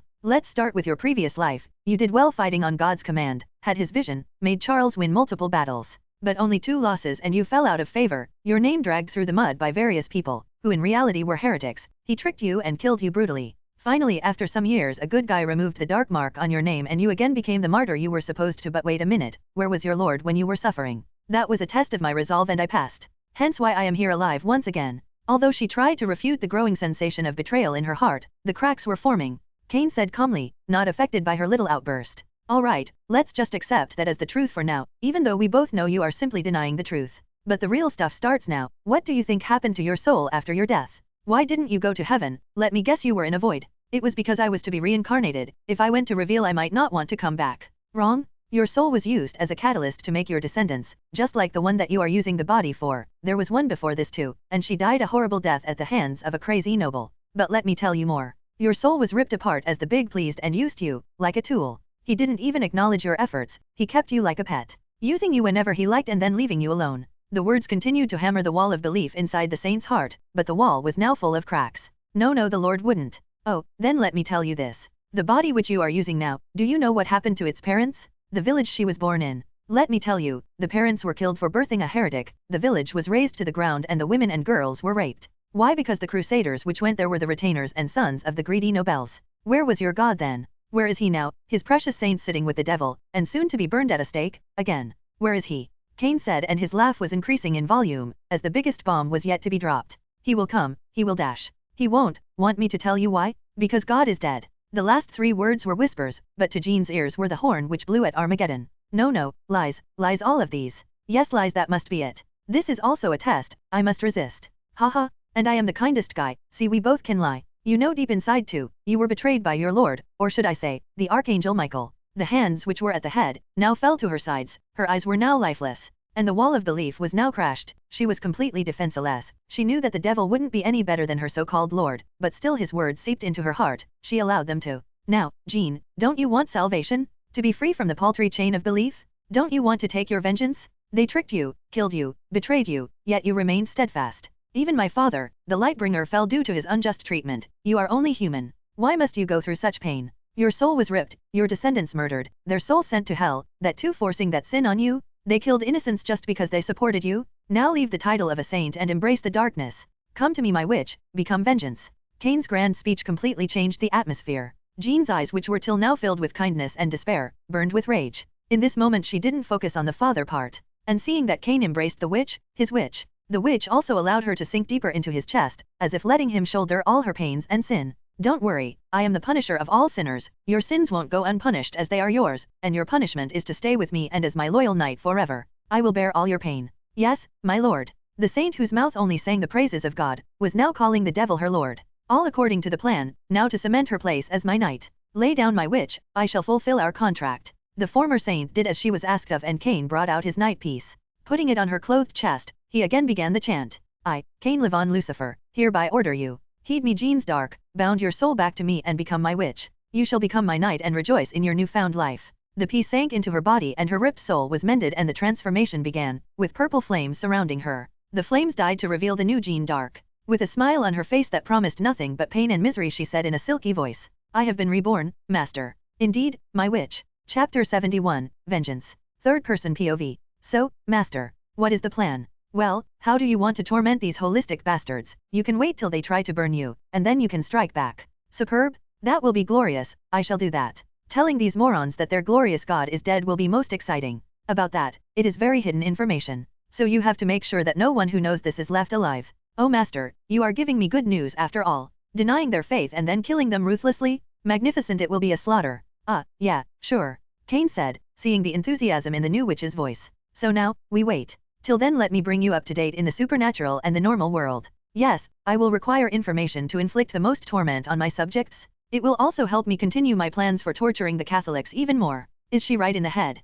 Cain was now wondering if he created a monster. The day passed by easily. Cain was a veritable encyclopedia of information. To be fair, he had lived for more than a century now, so that is to be expected. And he is nearing the completion of the hidden library below the Vatican. As the night fell, Cain got up and said, well, the time is here. I will be outside watching out if someone above your level is going to interfere. Thanks, but I think nobody would care. They never did. Oh, I wouldn't be so sure about Uriel. He still regrets the time I murdered the Pope, so this time if a massacre happens, it is highly likely that we will get an angel to intervene. Even so, they will fall before me? But for you to have killed the Pope, I have made the right choice in choosing you as my master. Now calm your tits down. You are a good fighter, with a Longinus and demonic power now, but without learning to use Incinerate Anthem and gaining its balance breaker, you would be pretty useless when an ultimate class comes. So, never be overconfident in the supernatural, unless you are me. Fine. The Longinus user begrudgingly accepted. Well, off I go. Cain, with those being his last words in this cell, went outside and disillusioned himself, sitting on top of a cathedral to watch the show. Come out, you witch. Your turn to be sent to hell is here. Fucking heretic bitch. Jean moved quietly out of her cell, barely suppressing her laughter as unknowingly the guards were saying the truth about her now. Her hands were tied with chains joined to each other, one leading to her neck and other two to her legs. Walking thus was troublesome, but for a devil this was nothing. Their bodies are many times sturdier than humans. Jean didn't offer any resistance or said anything even when outside the people pelted her with stones. They said God knows how many awful things about her. After all, what does their words and thoughts matter? To her these guys are already dead, they just don't know it yet. And why should she give a damn about their actions? They can die for all she cares. When she was hoisted upon the stake for burning, she didn't even look scared. Her eyes were filled with glee. The father responsible for her hoisting looked into her eyes and was scared. Those eyes are not of a saint, but a devil? She must be burned today. The stake was then raised and a fire was lit below it. In due time it would reach the higher level, roasting the person on the stake. Jean watched the people present, to see if someone would say anything or go away. The scene would be gruesome. But not everybody present here looked at her with contempt and barely disguised hatred in their eyes. This will be even more enjoyable than I initially thought, seeing those emotions turn into fear. What joy! Her thought would even surprise the most devious devils, but no one remains the same after they devote their lives to a cause, burned on a stake and their soul ripped apart, and forced to go through the same again. The purer the soul, the darker it becomes after falling. It has been proven time and time again, first by Lucifer and now by Jean. The flame reached the foot of Jean, and instead of burning her, the color of the flame changed to purple. Seeing that the audience of this gruesome scene was surprised, the father said, "See, that is the proof that she is a heretic, impersonating the name of the holy saint, Joan of Arc." Impersonation? Proof? Heretic? Wrong on each account, father. I am Jeanne d'Arc, the saint of Orleans, and from now on, the witch of vengeance. The chains holding her broke apart, the flames surged and consumed the entire stake. Her clothes, which Cain reverted to their original state, now became her true clothes. Her landing was accompanied by the solid thump of her metallic shoes meeting the ground. She raised her flag, now with a different symbol and traced with purple flames. Before anyone could do anything, Jean showed why she was feared as the Saint of Orleans in battle. All evil shall gather here. This is the howl of a soul filled with hatred, La Grandement du Haine. And with the sweeping of her flag, the purple flames became a tsunami and engulfed everyone near her. This ability, which was primarily defensive during her first life, was now also offensive due to her long Inu's incinerate anthem. The flames were able to kill 100 people before anyone could understand what had happened. But soon the priests understood what needed to be done. The priests took out their swords, laced with holy energy, and the sisters fell back to heal the wounded and provide support. Due to the constant wars during this time, the church waged against the supernatural. The priests and sisters knew what to do. Although the initial number of people to fight was reduced from 150 to 100, it was still an uphill battle to fight alone. The innocent people caught in the flames died and the rest were now running, but found themselves bound by the barrier put up by Cain. Seeing this, the grin on Jean's face became even bigger. So, Father, where is this God you speak of? Shut up, you heretic, the Heavenly Father will pass on his judgment on you. Oh, will he now? Because last I checked in with the devil, God was quite fucking dead. With a scream of hatred, the most closely guarded secret of heaven, Gregory, and hell was disclosed to a number of people. It can't be dash. She is lying. That is not possible. The morale of the fighters fell at an all-time low. The father tried his best, but was unable to get the people back into the zone like before. Now it was only a matter of time they all were annihilated by the witch of vengeance. But the pleas of the people and the howl of hatred could not be stopped even by the barrier put up by Cain. It is inevitable that those prayers would reach heaven, and an angel would descend. Damn, she is really going at it, Cain said with excitement in his eyes. Even if he doesn't show it, his devil nature still craves for things like violence and war. Is it really necessary? A male voice came from behind Cain, but Cain was unfazed, as if he knew who was there. Necessary? Maybe not to you, but to her this is her salvation, you know? After all those things your faction did to her. The unknown being sighed and said, what happened to her was regrettable, we have no excuse for that. But if she does the same as everyone else, then why was she a saint? Look carefully, Uriel. Is she a saint now or a witch? The angel, whose face lit up due to one of Jean's attacks reaching high up, looked at the saint and said with resolve, I apologize, Cain. Our last meeting wasn't good. I understand that it was my fault that the Pope died. I decided on my own who needs to die and who doesn't on my own. But today, as the Archangel, I cannot let the pleas of those below me go unanswered. I will stop you and kill the former saint by my own hands. And use her soul again like last time? Cain questioned, while standing up and stretched his arms, as if getting ready for something. Cain turned his head at Uriel and looked into his eyes, seeing if he still hid some resentment towards him, but was surprised when he found none. It seems you are better than I thought. Well, my conduct wasn't the best either, last time we met.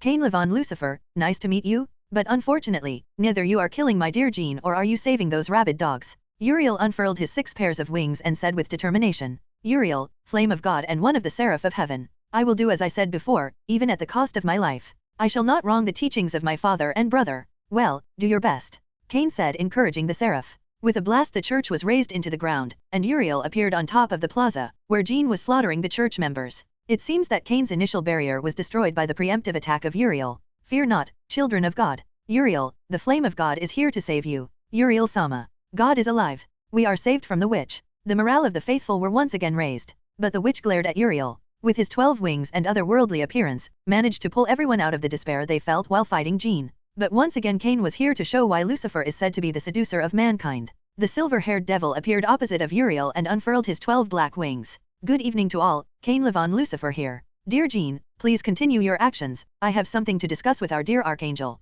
Did you guys really think you were saved just because an Archangel came? Even if all 4 of them came I would still win. And now that he is here, why don't you ask him whether the words of my witch were true? Cain's words cracked the newly made belief the church members had gained when Uriel appeared. Uriel Sama, is it true? A sister asked. She was bleeding heavily. Ulrich looked at her and said, yes, father is dead. Regardless Cain, is it necessary to tell them this? Weren't you advocating for peace with heaven? They are not gonna live past today anyways. And true, I am still advocating for peace with heaven, not the church. In fact you are the one, instigating a fight. Uriel glared at Cain at that. Cain was using loopholes and doing as he pleases. By now the morale had fallen even lower, as Uriel confirmed the words of doom. Even the corrupt members still believed in God. Oh, don't worry, I will welcome you all in hell warmly. They are true believers, Cain. They will be in heaven, if they die. What are you talking about? Aren't they dying at the hands of a saint? Aren't they classified as evil by the system then? Cain said, his grin threatening to break his jaw. Cain, you truly are evil. As Michael doesn't have enough control over the heavens system, he can't change the entry of Jean, as the falling is registered only for angels, not for humans.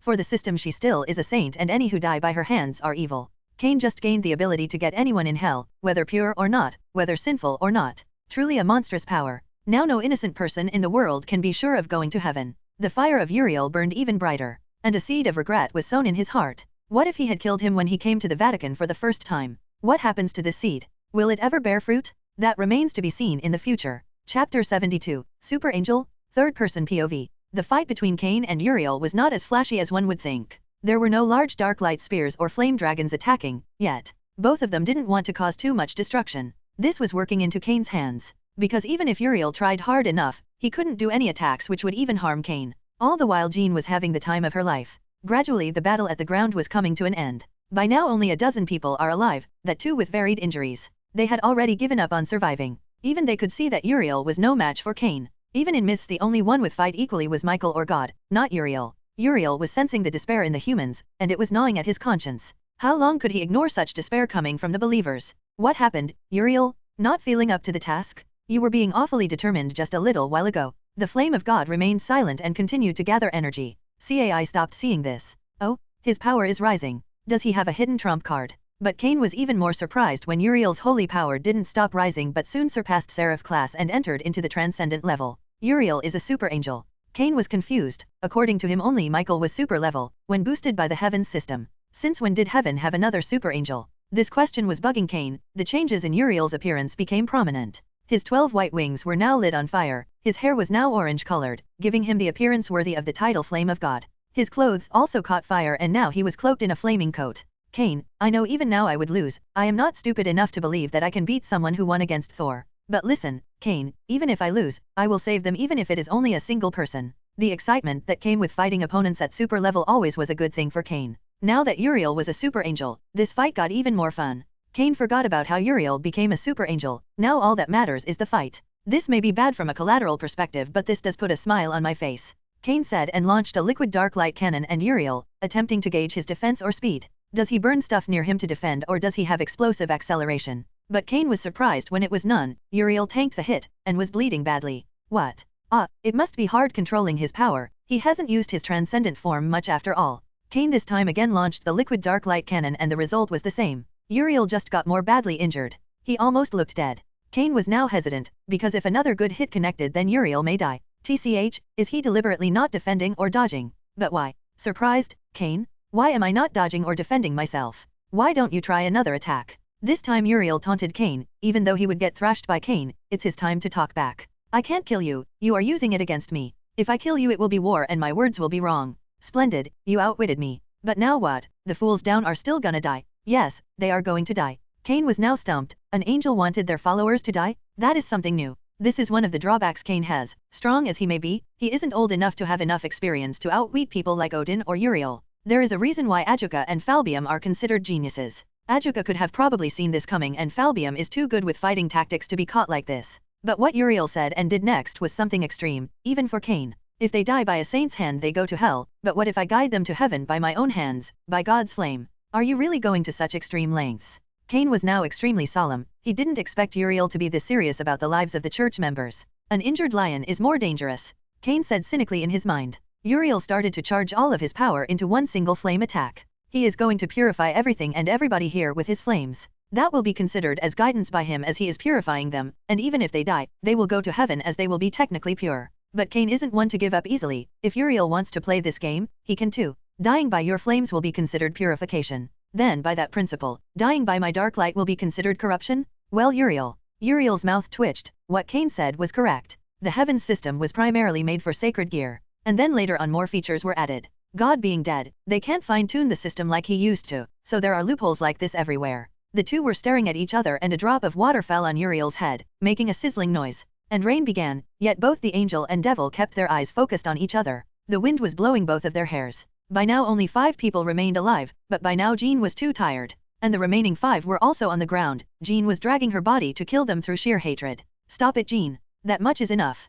Cain said. They will be dead soon anyways. Shield yourself. Uriel started charging up his attack. Seen from the height the two were flying. A giant rose of fire was forming with its center being the point just below Uriel. Cain was also ready. He raised his hand up in the air and the clouds parted, and a lance of dark light was revealed. This is the strongest attack I can perform without going super devil, Uriel. Try not to die. It was true, without his scythe, this was indeed Cain's most effective attack for area of effect. The lance hanging like the sword of Damocles in the sky was enormous. Seeing from the ground it looked like a pillar of light coming from the heavens rather than a lance. Its length was in kilometers. Cain had gone above and beyond this time. The rose of Uriel was also ready to burst. Just then Cain saw Uriel falling to the ground. His appearance back to normal without any wings too. And then it clicked in his mind, and Cain was disappointed and his mood dampened. Really, Uriel? You sacrificed your strength, speed, defense, and almost all holy power just for this one attack. You even got Michael to get you a boost from the heavens system, and here I thought you were a genuine super angel. Cain was at this moment the embodiment of the phrase, my disappointment is immeasurable and my day is ruined. A easier way to understand will be that Uriel reduced his stat points and redistributed them to his special attack, except HP. The rose bloomed and the lance fell to pierce it. Uriel watched the apocalyptic scene with his own eyes. Jean was stupefied at the scale of attacks. Cain shielded Jean, and Michael, who had appeared at some point, raised a barrier to save Uriel from his imminent death. The clash was cataclysmic and the after effects were even more disastrous. The entire town was demolished. Earthquakes were felt all across the country of France. Tremors reached the surrounding countries. The only leeway was that Michael managed to hide the initial fire that rose up and the lance of light. The observer would not know about what happened here. The dust finally settled down on the ground, which was charred beyond repair. Any kind of life will not exist on this for months or years. The crater was huge, reaching a diameter of more than 10 kilometers, and its depth unknown. Two beings just changed the geography of the world with just two attacks clashing. Cain was still in air, watching the aftermath from high up. His dark light shield had saved Jean from getting reduced to cinders. Michael was helping Uriel stand up while looking at Cain. There was no anger or negative in those eyes, just a question. Why? Cain finally came down and looked at Michael and Uriel. Uriel was happy. Why? Cain knows exactly why. So you managed to purify one? I take it. Why, yes. Cain sighed at that and looked at Michael. Seeing his eyes, he said, yeah, I know I messed up. This much was unnecessary. But I ain't gonna mop about it. It happened. Probably my fault, but me being sad or having regrets won't save the people. I will reincarnate them instantly if that helps. It was completely out of Cain's expectation that Uriel would be capable of doing an attack at this level. In the first place, he shouldn't be this determined to fight him off. It was way too unpredictable to Cain. To Michael, who knew his brother, he knew that someday this would happen. The stake burning of Jean was just the first domino. After then the past and present collided. Before this, Uriel was living in the past, regretting his decision to let the corrupt pope die. Cain was in the present, thinking that Uriel would not hold the past grudge for this long. It has almost been a century. In the end, Cain's miscalculation led up to this. What would have been an easy peerage grab turned out to be an incident big enough to send waves across the entire supernatural world. Cain went near Jean and told her that they were going to hell. Come on, Jean, we are going to your new home. Did we win? No, it was a draw. He managed to purify one of the remaining 5. TCH. Save your ranting for later. We will go over this battle over in hell, both you and me, in great detail. Just as the two were about to teleport, Michael said something that caught the attention of Cain. A certain crow likes to visit a tavern in the Grand Duchy of Moscow. Cain heard that, raised his eyebrows but didn't comment much. He was surprised that Michael was willing to help him even after the debacle that had just happened. Maybe Michael didn't mind the corrupt church members dying. As a leader, this is a good thing. He could probably say that this was a cleaning of the church, and from now the believers will be much more obedient and pure. Who knows, being a leader for a long time, it wouldn't be surprising for Michael to be able to make cold decisions like this. Cain simply teleported back to hell. He really needed a good drink to relax, maybe even have an orgy. Cain, reaching his castle, was greeted by Melissa. It seems Grafia was busy with something. Welcome back, my lord. Would you like to have dinner, a bath, or someone? A bath. Then dinner, then multiple choice. Melissa's flirting backfired. She was very well used to having threesomes along with Vanessa. Sometimes it was a foursome with Grafia, but still it was embarrassing. Anyways, this is the latest member of my peerage, Witch of Vengeance. Formerly known as the Saint of Orleans. Melissa was gaping at that introduction but quickly went back to normal. She was almost used to it by now. Leaving the witch to his trusty maid, Cain went to find Scat Hatch. He found her playing chess with an unexpected person, Morgan. It seems the two liked to have little games like these. Seeing him, Scat Hatch looked at him. She was immediately able to tell that something was wrong. His frowning face was a dead giveaway. What happened? Morgan wasn't able to tell this, but hearing Scat Hatch say that she was also interested. Tomorrow me, you, and Morgan will be having a very detailed discussion on the event that happened today. Sure, master. Morgan said with cheek in her voice. And Morgan, we will also be having endurance training tonight in my room. Please come after dinner. Scat Hatch knew what was meant by that but showed no outward reaction. Morgan, as always, was overjoyed at having more time to spend with her secret husband. Alas, she would come to know later that today she won't be able to call him that. An end of this arc. The next arc will be the Lucifer clan tournament. Also, quick question. Which one is more preferred? Vote. Chapter 73, Lucifer Clan Tournament. Third-person POV. It was early morning in hell. At this time most of the devils were sleeping. At such an odd hour, Cain was standing in the arena. In front of him were Scat Hatch and Morgan. Scat Hatch looked used to such a thing, while Morgan looked like she didn't sleep at all last night. Having a fivesome last night, with his maids and Morgan, Cain was now relaxed. That definitely had the calming effect on him. So what did you want to talk about? Scat Hatch asked. Even if her face didn't show it, her curiosity was there. She hadn't seen Cain being troubled at all. If he was troubled, then it must be something strong or unique. Maybe she will get to fight a new opponent? Now that Cain had rested and his mind was back on track, he thought that this was a good time to check how strong everyone in the Lucifer clan is. Wait, I had a better idea. You will love it, Scat Hatch. The Godslayer tilted her head at that. I will love it? There is not much that I love. What does he plan? FIA. The silver-haired maid appeared with a magic circle. Yes, my lord. Bring everyone here, Ziera, Rayla, Lilith, the goddesses, my peerage members, Vanessa and Melissa. Ask them to stop whatever they are doing and come here. If they are doing something important, then tell them to postpone it indefinitely. As you ask. The maid disappeared. Graphia would be lightning quick for this. This move had left both Morgan wide awake and Scat Hatch intrigued. Within half an hour everyone was standing in front of Cain. Ziera and Rayla were looking pissed, while the others were curious. Alright, where do I start from? Cain launched into the happenings of yesterday, explaining everything from his point of view. His true motives, unknown to the audience. So that's why, to keep everyone on their toes, I announced the Lucifer clan tournament. Everyone was looking at Cain with a deadpan on their face, even Graphia, someone who went along with anything he did. Hey, came on. It's not that bad. It's not that bad. Cain, if you have forgotten, there are 3 people here who are in the top 10, isn't the result obvious? Ziera said. And? That is the point, to be used to fighting someone stronger, smarter, and better than you. And even in the top 10 there are levels. I can beat both you and Scat Hatch at once. Both the women in question started boring holes into his face. Dear, I am not really a fighter, can't I just sit this out? Maybe I will be a cheerleader or manage the tournament. Rael asked coyly. No, all of you are participating. And that is final. Even me, and the goddesses. Lilith questioned. Yes, Mom. You, Nyx and Ereshkigal are participating too. I have worked up the battles. Here they are. With a clap, the match UPS appeared in the sky, written in flames. The matchups were Round 1. Melissa and Vanessa v/S Jean. Medusa v/S Brynhilder. Round 2. Ereshkigal v/S Morgan. Nyx v/S Graphia. Round 3. Lilith v/S Scat Hatch. Rayla v/S Ingvild. Round 4. Ziera v/S Echidna. Seeing the matching, Ingvild asked a question. Cain, you are not in this. Ingvild, I will fight whoever wins. Ingvild looked confused at that, but everyone simply accepted that. It was understandable that he would not fight in these matches. So when are the matches starting? Scat Hatch, eager to start, asked. It had been a while since she was able to fight seriously. The first few fights will serve as a good warm-up for her, while the later ones will be challenging even for her. But Ziera had other plans. Even then, I am not fighting. It is pointless. I will win and then fight you, it's already determined. Who knows, Ziera, maybe you will be surprised, and there is an incentive. I will give the top 3 competitors a ticket, to summon me and to order me to do anything for a single day, as long as it is doable by me. That line changed the moods of every woman here. Now, that is very interesting, Master. Jean remarked. While Ereshkigal was licking her lips, maybe Isthar did influence her a bit. Then shall we start today's bracket? Cain said with a huge smile on his face. This was worth enough for him to give out something like tickets for controlling him. It's a win-win for him. In the end he will be the one on top of the bed by nighttime for every ticket. The arena was ready, the competitors were ready, and the referee was ready.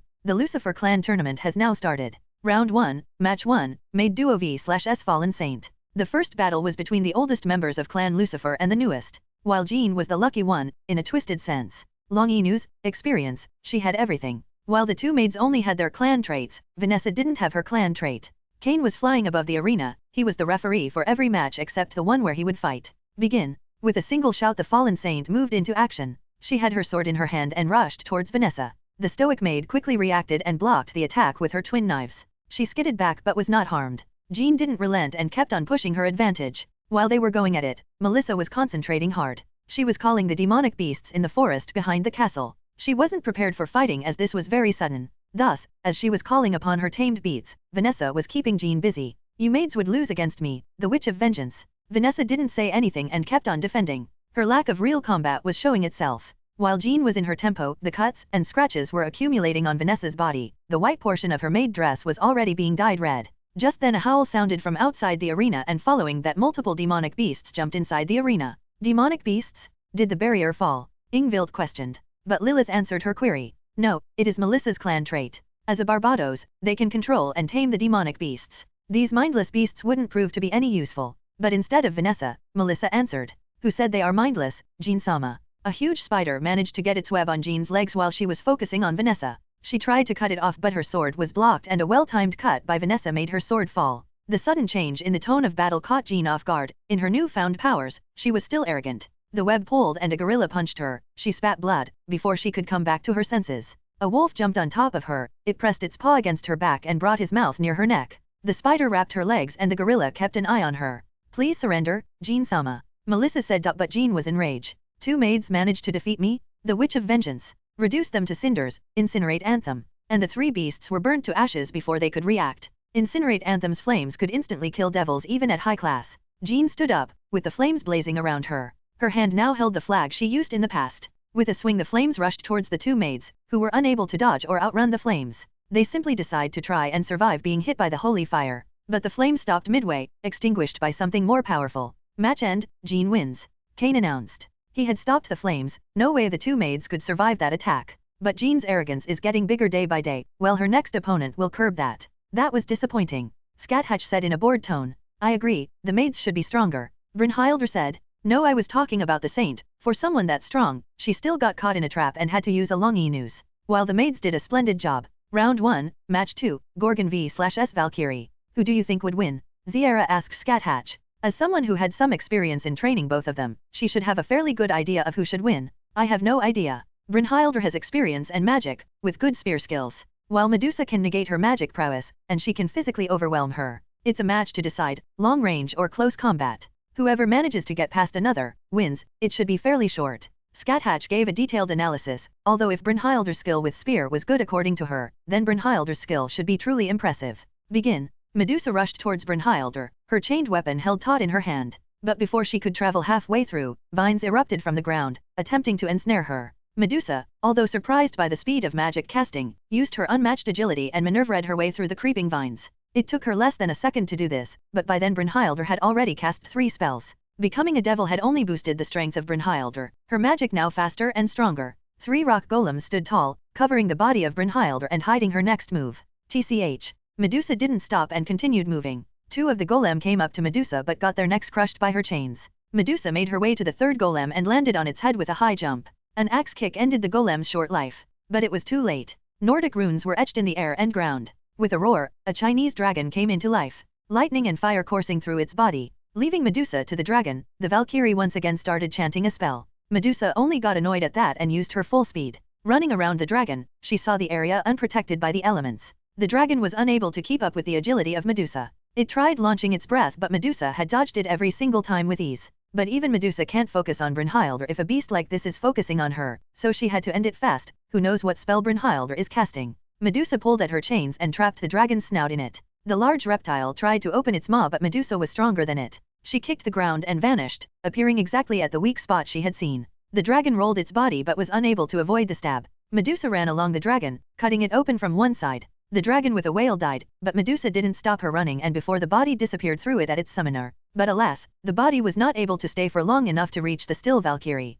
But that was enough of a distraction, that Medusa was almost near Brynhildr, her knives near the Valkyrie's throat. But a blinding light rushed from outside the arena and crashed into Medusa, throwing her away. Medusa skidded for a while and stood up. There was a trail of blood on her chin, coming from the corner of her mouth. What was that? Rayla asked. That was a trick of the Valkyries, their loyal steed, which always stay in Asgard until called. Lilith answered having known about this. So now Brynhildr will win? Rayla again asked. She was a bit out of loop here. No, after all that horse is a magical beast. And anything magical against a Gorgon is almost useless. Nyx said, showing her wisdom. Medusa looked at Brynhildr, and found her sitting on a Pegasus. Seeing a Pegasus brought bad memory for the snake woman. And the runes she had placed in her eyes, courtesy of Scathatch, were undone. The eyes of the Gorgon, capable of sealing all magical properties, watched the Valkyrie and her stead. The Pegasus of Brynhildr vanished and the Valkyrie landed on the ground confused. Most people only knew about the petrification property of the Gorgon. But Medusa wasn't done just yet. She began to transform into her true form.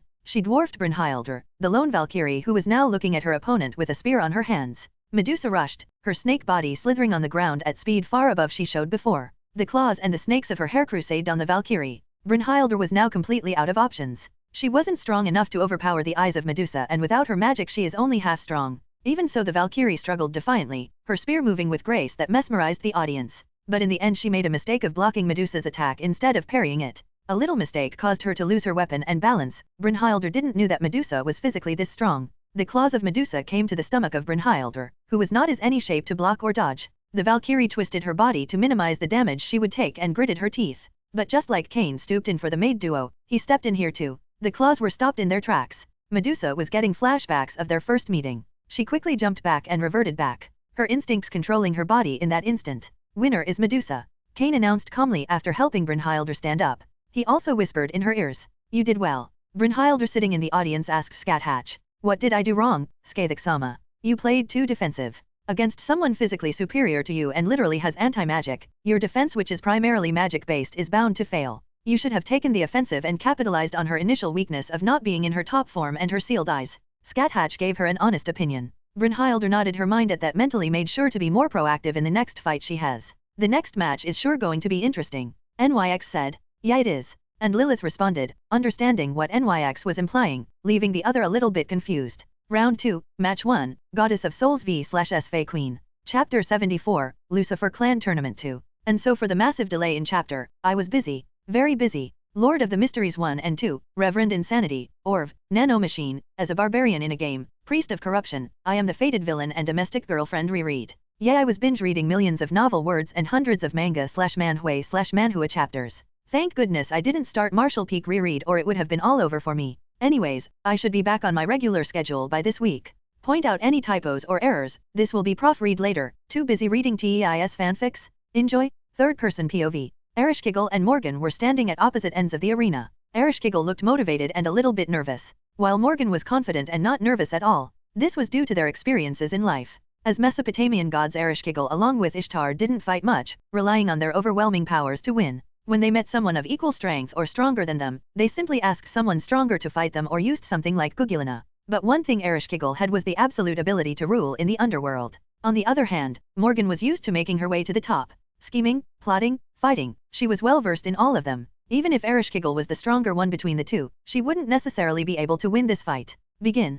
Cain's voice began the match. Just then both the fighters started doing their preparations. Both liked to be prepared for their fights, Morgan even more so. Ereshkigal immediately tried to use her authority in Soulscape to instantly win the fight, but she was unable to. That is not usable. I have sealed all authority abilities here, that will even the playing field as to speak. Ereshkigal was caught off guard by this and her main plan failed before it even began. Morgan's main plan was to use her authority of the World Tree Garden to win, but unlike Ereshkigal this was not the only plan she had. As always she had multiple plans. She calmly raised her staff and summoned multiple fairies and launched them towards Ereshkigal. Ereshkigal by now had calmed down and fought back. She summoned blue flames and launched javelins of fire at the fairies. The fairies easily dodged the javelins and used their powers. Multiple balls of fire, water, lightning, earth, and wind were launched at Ereshkigal. Ereshkigal created a wall of mud to block the attacks, but also blocked her vision. The wall fell after tanking all the attacks. But by then fairies had charged up more attacks. But Ereshkigal didn't resort to defense and created a spear and trusted it multiple times. And each time the spear pierced the fairies they vanished.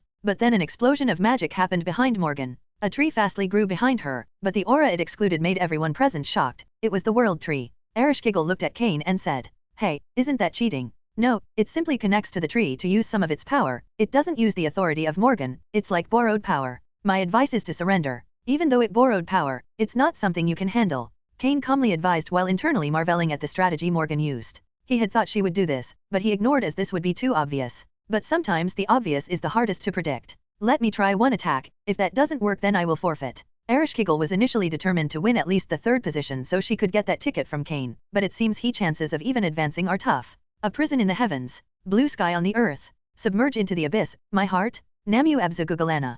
Gugulana? Isn't that a bull? Cain wondered. The spear in Ereshkigal's hand was thrust forward and a tremendous amount of heat was generated. Cain quickly closed the place around the arena. The heat generated was high enough to damage hell. Was this a bad idea? Well, too late to back away I guess, and the actual strong ones are not yet fighting. Cain was thinking. Morgan was surprised by the attack but made the World Tree replica tank it. She fully opened the connection as wide as she could. But she didn't place all her hopes on this. She also cast a curse to stealthily degrade Ereshkigal. Due to the big attack, the curse latched on to its prey easily. But then the light finally went out and the arena was visible once more. And then there was no arena, only the stands. Ereshkigal was panting, Morgan was panting and the tree was not there. "Can I win now?" Ereshkigal said with a tired voice. "No," Morgan said, her voice a bit more steady than the goddess. "My curse has already latched on to you. All I need to do is make this battle drag on. You are already tired due to the attack." Morgan coldly explained the situation to the blonde goddess. Ereshkigal's eye went down at that and she said, "I forfeit. The winner is Morgan Lefe." Cain announced without any delay. Nobody spoke anything on this battle as this was simply Morgan outsmarting Ereshkigal, although that attack was fearsome, but it could be dodged and its range, leaving the heat behind, is rather small. Round 2, Match 2, Night v/S Darkness. The most awaited match began. Most of the matches had their results already known by the members. But this was interesting. Aside from Cain, no one knew that NYX was trying really hard to regain her strength. She wasn't easy to spot, concealment authority and whatnot. Even those who knew that she was training didn't know how strong she was compared to her past. While Graphia was strong, it was known by everyone. She was strong enough to fight Sirafal and win. Even Scathatch said she was a tough opponent to face. The two met face to face. Graphia looked as stoic as she looked any other day, while NYX had a nostalgic smile on her face. We faced each other like this, didn't we? For different reasons, but yes. The maid replied earnestly. Begin. Cain said he knew that he may or may not have to spend some time with his maid after this match. Cain's words were the beginning, and all light in the arena vanished. Graphia used darkness while NYX was the goddess of night. It was to be expected that they would fight in such a way. What with this? Last take too much light and now too much darkness. Rayla complained. But her sentiment was true with all. Graphia's darkness was seen through by some good eyes, but NYX it was impossible for most to find what she did in the night. Cain could see if he used his authority of hell, but he didn't. I need to be neutral here. I trust that NYX won't be too hard on her. Graphia is no slouch either. Cain hardened his heart. But still his senses were fixed inside the darkness, a little change in the aura and he would rush inside like lightning. No, he would be faster. The darkness gradually froze with ice, and it stayed that way for a while, but gradually it was submerged in the darkness. And after that, in a few moments, NYX and Graphia came out of the darkness and there was light again. But the onlookers were surprised. NYX looked unharmed while Graphia's situation looked dangerous. She was believing all over. Her maid uniform was in tatters. Her hair was almost red, and she was barely able to stand. Nobody knew what happened between the two inside that darkness, but it was obvious who won this match. Many were disappointed that they didn't get to see one of the most exciting matches, but they didn't say anything as it would be rude to ask, seeing how Graphia was. Maybe they would ask the participants at a later date, when Cain wasn't around. Cain gently landed near Graphia and saw her eyes. They were moist. He didn't say anything and hid her face from the others. He lifted her brutal style and teleported back to his room. He cast basic healing magic on her and asked the other maids to help her. My lord, I dash. SHHHH. Don't talk. You did well, I am not disappointed. Cain said to her in a shooting tone of voice. He stroked her silver hair, which was now clean of all. Now tags he had cast cleaning spells on her. I will be back. Sleep and recover till then. Cain said and stayed for a while. As she fell asleep he left. Appearing where he left he announced. NYX wins. NYX looked worried and asked. Is she fine? Yes. The match ended in a somber tone, but everyone gradually recovered, but one thing stayed in their minds. This isn't just a normal tournament, this is much more. Round 3, Match 1, Succubus v/S God's Lair. A match that Lilith wanted and a match that Scathatch dreaded to have. The last time Scathatch dreaded something tasty she had forgotten. The purple-haired beauty still remembered that day she had a talk with Lilith. She still blushed at the things she said to her. And that was not the only problem, it was the way Lilith said with absolute confidence about her likes and dislikes tags. She was scared. And Scathatch was scared because Lilith was right, and now she was worried she might have to face it once again. But she is a warrior first and foremost, a queen second and a woman third. She will fight even if it means she will lose her dignity. The God's Lair raised her eyes to meet with the twinkling mischievous eyes of Lilith. Scathatch could almost hear what she thought. Oh, you're pitiful, masochistic lamb, I will make sure you enjoy this fight. And that was exactly what Lilith was thinking. Lilith had no doubt that she would lose, but she would lose after making Scathatch all hit and bothered. After all, who can be a better wing woman for a son than his mother, who was by chance also the progenitor of the species who even made Olympian gods shiver at their debauchery? Lilith was very tame compared to some other succubuses. The white-haired seductive wench liked her fingers coating them in her saliva and made a peace sign, showing it to Scathatch and making her dread what is to come. Begin. Cain said, for the 4th time today. But this is interesting. I am seeing Scathatch nervous and mother happy. That is one hell of a devious smile on mom's face though. And no sooner than Scathatch ran towards the succubus her entire world changed. An illusion created by the progenitor of the species who mastered the art of illusions was not easily escapable or breakable. Instead of the arena she was on the bed, instead of a spear in her hands was a pillow, heart-shaped. And instead of Lilith, Cain was lying on the bed, shirtless, his eyes looking at her body in lust. And finally Scathatch noticed her clothes, or noticed the lack of them. She was wearing only her lingerie, image in the comments. A purple set, with embroidery on them. Being a warrior she wasn't that thrown off by being naked, but being in front of Cain sure made her, what do they say it, self-conscious. Beautiful, my dear bitch. Cain said, a weird kind of strength in his voice. Normally Scathatch would rip anyone who talked to her like this, but instead what should happen? She only felt her core heat up. Yes, Scathatch was a huge submissive masochistic woman. Her dominant nature was only in a fight. Cain moved towards her, eyeing her like a prey to be devoured. Even a mere gaze like this by him made Scathatch feel a tingle in her pussy. Cain, stay back. But her word didn't have her usual sternness in them. Cain didn't stop. In the arena, outside the illusion, the onlookers waiting for a good battle only saw Lilith yawning and occasionally show a depraved smile on her face. Scathatch was standing at her staring point and her body occasionally twitched as if being stimulated by something. Oi, Ziera. Aren't fights with Scathatch supposed to be fast and brutal? Why am I seeing her stand and twitch like that? Is she having a wet dream now? Rayla said she was very disappointed by the lack of high intensity in the battles. Others also wanted to complain but they didn't speak to Ziera or Cain that way. Your guess may not be wrong, Rayla. Mother may have pulled Scathatch into a rather intimate illusion, who knows? Ziera said with a knowing smile. So would Skavik-san lose? Ingvild questioned. Nah, she'd win? Ziera said with her eyes focused on the said woman. Creator's Thoughts Chapter 75, Lucifer Clan Tournament 3. Third-person POV. Cain moved towards Scathatch, and she moved back. But she wasn't fast enough. Cain caught her hands. And she was pulled into his embrace, his hands rested on her waist. His eyes full of lust devoured her. Let me go, Cain. Come on, Scathatch, we both know you are lying to yourself. Don't you want me to take you like this, hard and rough, like beasts in heat?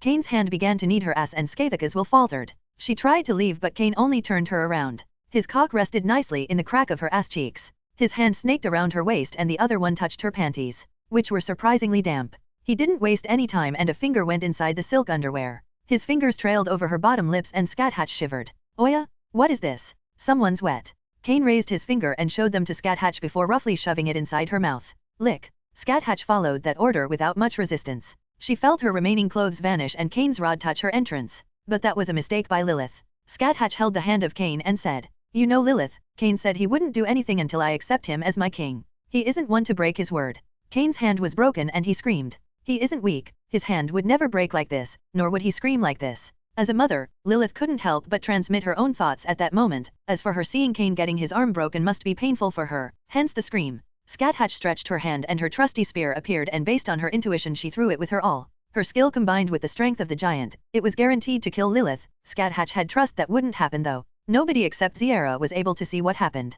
One moment Cain was in the air and Scathatch was a twitching statue and next they saw half the arena destroyed by air pressure, Cain standing in front of Lilith catching Gibalg and his hand bleeding, while Scathatch looked murderously at Lilith. You know this would have skewered you easily, Cain said exasperatedly to Lilith, whose face still had the mischievous smile she had at the start. Wanna see what she saw? Nope, I have enough material to not depend on illusions. Winner, Scathatch. The battle ended with the expected person winning but Scathatch did ask Lilith one question. How did you know my underwear? Secret. Tisk.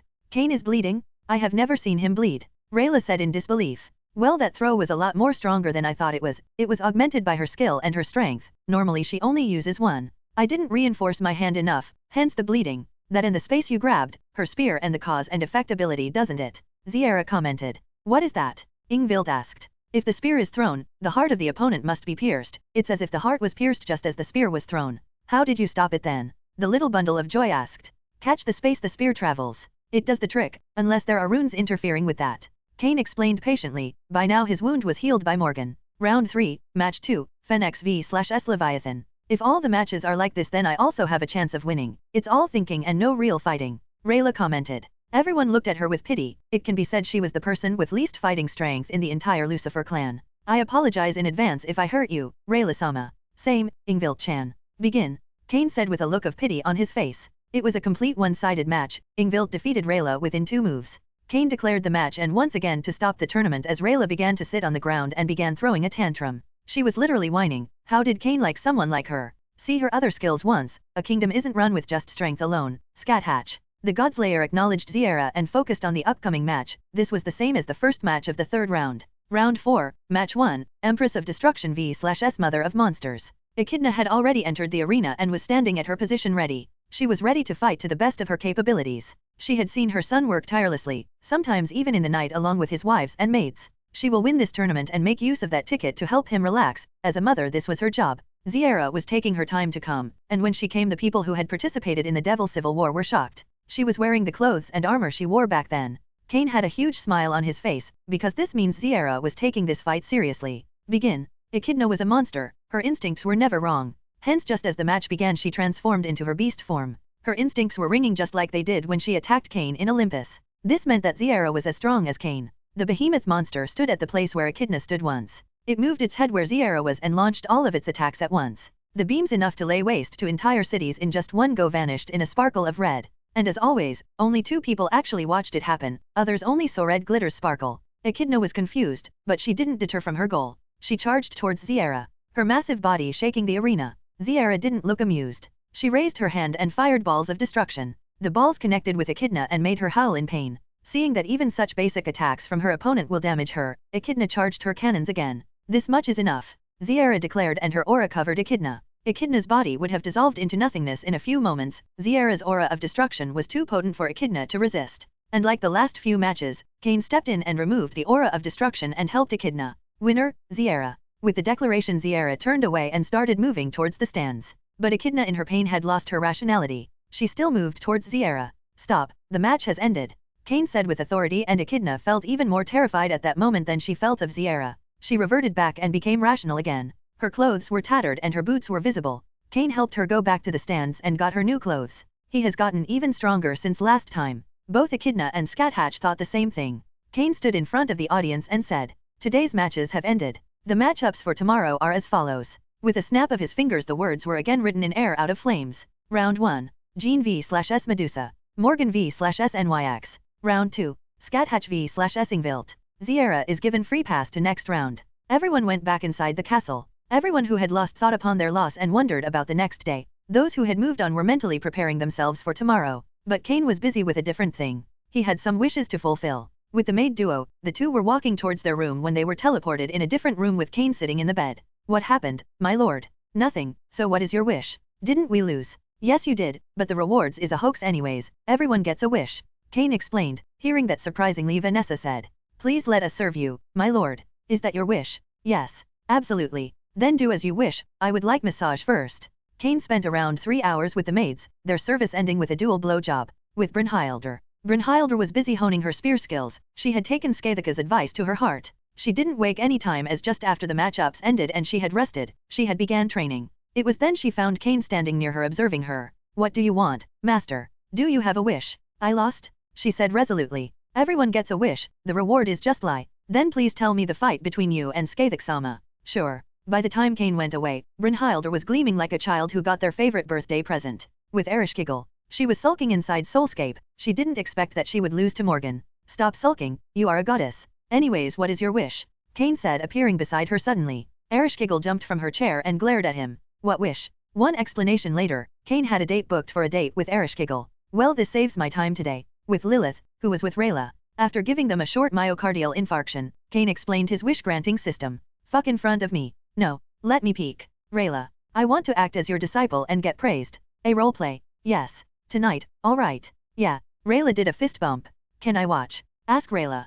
Cain vanished saying that. "Can I? As long as you don't make direct eye contact with us." "Deal." "Why do you even want to do this?" "A succubus needs the emotions realized during sex to create their illusion. I used a lot today, and only hearing from far won't do. Succubus really are a Deegan state species." "Thank you." With Echidna. By now it was noon, and Cain was taking a nap. With Echidna's body part as his pillow, sometimes her chest, sometimes her thighs and sometimes her stomach. He had a good sleep, and Echidna's wish of him relaxing was fulfilled too. Both were happy with this outcome. With Graphia. By now Graphia had woken up and was sufficiently healed. Just as he woke she found Cain sitting beside her. "Cain, you were here." "Yes. And do you have anything to ask of me?" "I lost, horribly too. I don't think I get a wish." "You do, just ask of me. I am proud of you. In fact I am thankful that you are my Lucifuge. So ask." Graphia felt her heartbeat fader at that and said meekly, "ACA, what? I want you to act like my butler." Cain began laughing at that and said, "Sure, next day. I am at your service my lady." After a little more time spent chatting with Herr, Cain went to do his job he left for today. Just as he went away, Graphia stood up and changed her lingerie. "That was not good. I almost got caught doing such shamelessness." What was just thinking asking Cain to do? Cain wore the best teacher clothes he could find and entered Rayla's room, but before that he checked where Lilith was. Finding her hidden in the closet of Rayla, he first drank some wine, a lot of wine, and then went inside. And the praises he gave to Rayla made her wetter than a waterfall. While he was fucking Rayla, his empathy sensed some thoughts in the closet. And those thoughts would put Aphrodite, Freya, and Ishtar combined to shame. And it didn't help that Cain with his empathy was able to see some of them. And it also didn't help that he was also in those thoughts with his mother no less. I swear succubuses went extinct due to their Dengenrency. They must have been busy fucking while they were attacked and died. It was a good night for everyone, except Cain. He was still hard due to someone's thoughts after all. Being blueballed by a succubus feels horrible after all. Chapter 76, Lucifer Clan Tournament 4. Third-person POV. The Lucifer Castle's arena was once again filled by the members of the Lucifer clan. Everyone was seated and was waiting for the tournament to start for today. But two people were missing, Graphia and Cain. "NYX, how bad did you hit Graphia?" Rayla questioned. "Not much, she should be fine by now. Does anyone know where she is?" No, Lady Nyx, both Lord Cain and Lady Grafia were missing from the morning. Vanessa answered. Just then Grafia walked into the arena and sat down, but the reaction given by the others over such a simple action were over the top. Why? Grafia was not wearing her French-made dress but a normal dress. Till date no one had seen her in casual clothes, except Cain. Grafia was wearing a yukata, a white-based yukata with different floral patterns on it with black endings, image. It accentuated her figure nicely. Everyone was in shock. Grafia was already a beauty, but in such a dress her level became too high. Ziera was the first to ask her question. Grafia. Ah, yes Ziera. For today I am not the maid of Cain, but just his wife. Her sentence sparked two questions again. Firstly, she didn't add lady to Ziera, and second, she said she is the wife of Cain today? Wait, what do you mean by wife? Rayla asked if she was confused by the sudden change in Grafia. No need to act so surprised, Rayla, this is just for today. No, I mean the wife part. Rayla clarified. She ignored that Grafia hadn't called her lady. The bond of a Lucifer and Lucifer is akin to marriage. It wouldn't be wrong to call her Cain's wife. If she wasn't such a hardcore maid it would be a bit different. The lifestyle you girls have. Lilith explained. Before anyone could comment anything on that, Cain teleported on the arena. He was wearing a butler suit. Seeing that everyone just gave up, too many weird things were happening today. What's next? The oh so great and mighty Cain Levon Lucifer will call us ladies, Ereshkigal said before drinking the drink in her hands. Ladies, it's time to start the tournament. The participants, please come up to the arena. Spit. Ereshkigal spitted the drink out, her face full of shock. Did I hear correctly? Scathatch said. Even she was shocked. Someone as prideful as Cain called them ladies. Medusa and Jean in their shock didn't go up immediately, and they saw a vain bulge at Cain's face. Please, come up to the stage. The two girls ran up to their corners and got ready for their matches. They calmed their hearts and minds down and focused on the match. The others were only looking between Cain and Grafia. Round 1, Match 1, Fallen Saint v/Esgorgon. The two contestants glared at each other. This time Medusa had uncovered eyes before the match. Medusa didn't need to worry about petrifying Jean. The flames of Incinerate Anthem could destroy her petrifying powers easily. But the reason Medusa glared at Jean was different. She had seen the look in her eyes, the same as those gods of Olympus. Thinking they are better than everyone else, thinking themselves as the smartest and the strongest. Medusa hated that with burning passion, and Jean also acted like that. She didn't know what her problem was, but as a former saint, that arrogance was not needed. Oi, saint, don't blink, don't think, just try to survive. Begin. What dash? Jean said, being annoyed at being underestimated, but soon understood why her opponent had said that. The moment she blinked, she was flying. No, she was launched. The pain in her side made her miserable. Arg. But before she could land or crash into a wall, her leg was caught by chains. Jean was only able to see the angry expression of Medusa before she was yanked and kneed in the face. If anyone doesn't know, being kneed in the face at Mach 10 doesn't feels nice, doubly so, if you survive that. Don't believe that? Jean would argue that. So as she crawled into the walls of the arena, she only thought, why is there so much pain? But before more thoughts could be formed in her already shaken brain, her head was grabbed with force. She didn't think her head could survive without being popped like a watermelon. That was the amount of force in the grab. She was dragged through the arena walls and tossed back into the middle of the arena. But this time she wasn't yanked midair. This gave her enough time to say, incinerate ant dash. Or did she get enough time? Medusa's chains gagged her mouth, curling around her face. And she felt a solid punch land in her gut. She puked and her vision turned red. So did the floor of the arena. But Medusa didn't stop, neither did Cain interfere. A solid kick landed on the arms of Jean, cleanly breaking it initially 2 and shattering 3 of her ribs. More blood came out of her mouth, and before her momentum could take her away, a front kick broke her jaw and made her spin like a Ferris wheel midair. This time Medusa didn't follow but looked at the ragdoll falling down. That's it. For a Longinus wielder and a saint, you are pathetically weak. Medusa mocked the fallen saint, but that brought out the remaining embers within Jean. In a last-ditch attempt to hurt Medusa, yes, hurt not defeat, she had long since given up on that, the first hit onwards. The Witch of Vengeance screamed with her soul, La Grandement du Haine, and the flag of vengeance swirled in the air, and a terrifying wave of purple flames ravaged the arena, moving towards the Gorgon. Impressive, but it is useless if it doesn't hit. Medusa vanished in a burst of speed, and Jean felt a hand grip her neck and she was tossed into the flames she had just released. Jean was horrified. She had used up all of her magical energy to launch that attack. Now she would be burned to cinders by her own flames. But that was if Medusa didn't launch her own attack from behind. That bitch won't let me die even with my attack, Jean mentally thought, and with the declaration of Medusa, Jean closed her eyes, accepting her fate. Please allow me to kindly crush you, Bellerophon. A blood-red magic circle appeared in front of Medusa and a shining white Pegasus appeared from it. The Pegasus with an A ran towards the airborne Gina, as if to crush her. But before Jean could touch her flames or the Pegasus could trample her, she once again felt a hand on her neck, but this time it was gentle. Cain decided that Jean had learned humility and the time for him to intervene is here. With one hand he stopped Jean and saved her from being roasted alive by her own flames, while his other hand caught the mouth of the Pegasus. The mystical beast roared, and tried to trample Cain, but its meager strength was far from enough to accomplish that feat. Alright, horsey, time to stop horsing around. And the magic sustaining it was destroyed. Winner, Lady Medusa. Cain said that looked at Jean and said with a smile on his face, as she didn't just almost die, to someone who was supposed to be her teammate. But in the situation which was intense no one noticed that he called Medusa with a lady. See, Lady Jean. You are weak here, so work hard, get strong and then act arrogant. Remember that well and also it is a bit late but, welcome to the Lucifer clan. Cain said that with a smile on his face. Jean could only fade into the realm of dreams seeing his smiling face and hearing his words. Wow, that was super intense. Rayla said and Ingvild agreed. But Brynhildr didn't. That was the most one-sided brutal beatdown I have seen. And I have seen Thor beat Loki. Round 1, Match 2, Fae Queen v/S Knight. The two participants came face to face and looked into each other's eyes. And Morgan gestured to Cain to start the match. Begin. I forfeit. Cain looked at Morgan as if she didn't just give up. Why do you do so, Morgan? NYX questioned. I would lose this match no matter what I do. Morgan calmly answered. Why, though, you have your fake world tree don't you? Rayla said from the stands. She was upset that she didn't see one more fight. Morgan looked at her and explained her reasoning. I do, but if NYX used her own divine domain, would my fake domain be able to fight against a real one? No, I would lose, rather than end up sustaining injuries, I would forfeit. Although it may be seen as cowardice, it was indeed an action that someone as calculating as Morgan would do so. And I have no reason to fight, I will get what I want anyways. The Black Madonna said cryptically before going back to her seat in the audience. Cain could only praise her for deducing that he would grant their wishes regardless of their rankings. Winner, Lady NYX. Now in a calm state everyone noticed the way Cain was acting, all formal and stuff. And he was also offering them snacks and drinks. Especially Grafia, she was calling him every 2 minutes to ask him to get her something. Oi, Ziera, is he really acting like a butler? Rayla whispered to Ziera. Yes, it looks like it. Ziera whispered back. Both of them then started having their own fantasy. After all, a butler can't refuse the commands of his lady, can he? Round 2, Match 2, Godslayer v/S Leviathan. The two stood face to face and Ingvild looked at Cain and asked him. I want to face her at my strongest, can you make a lake here? It's cheating you know, Lady Ingvild.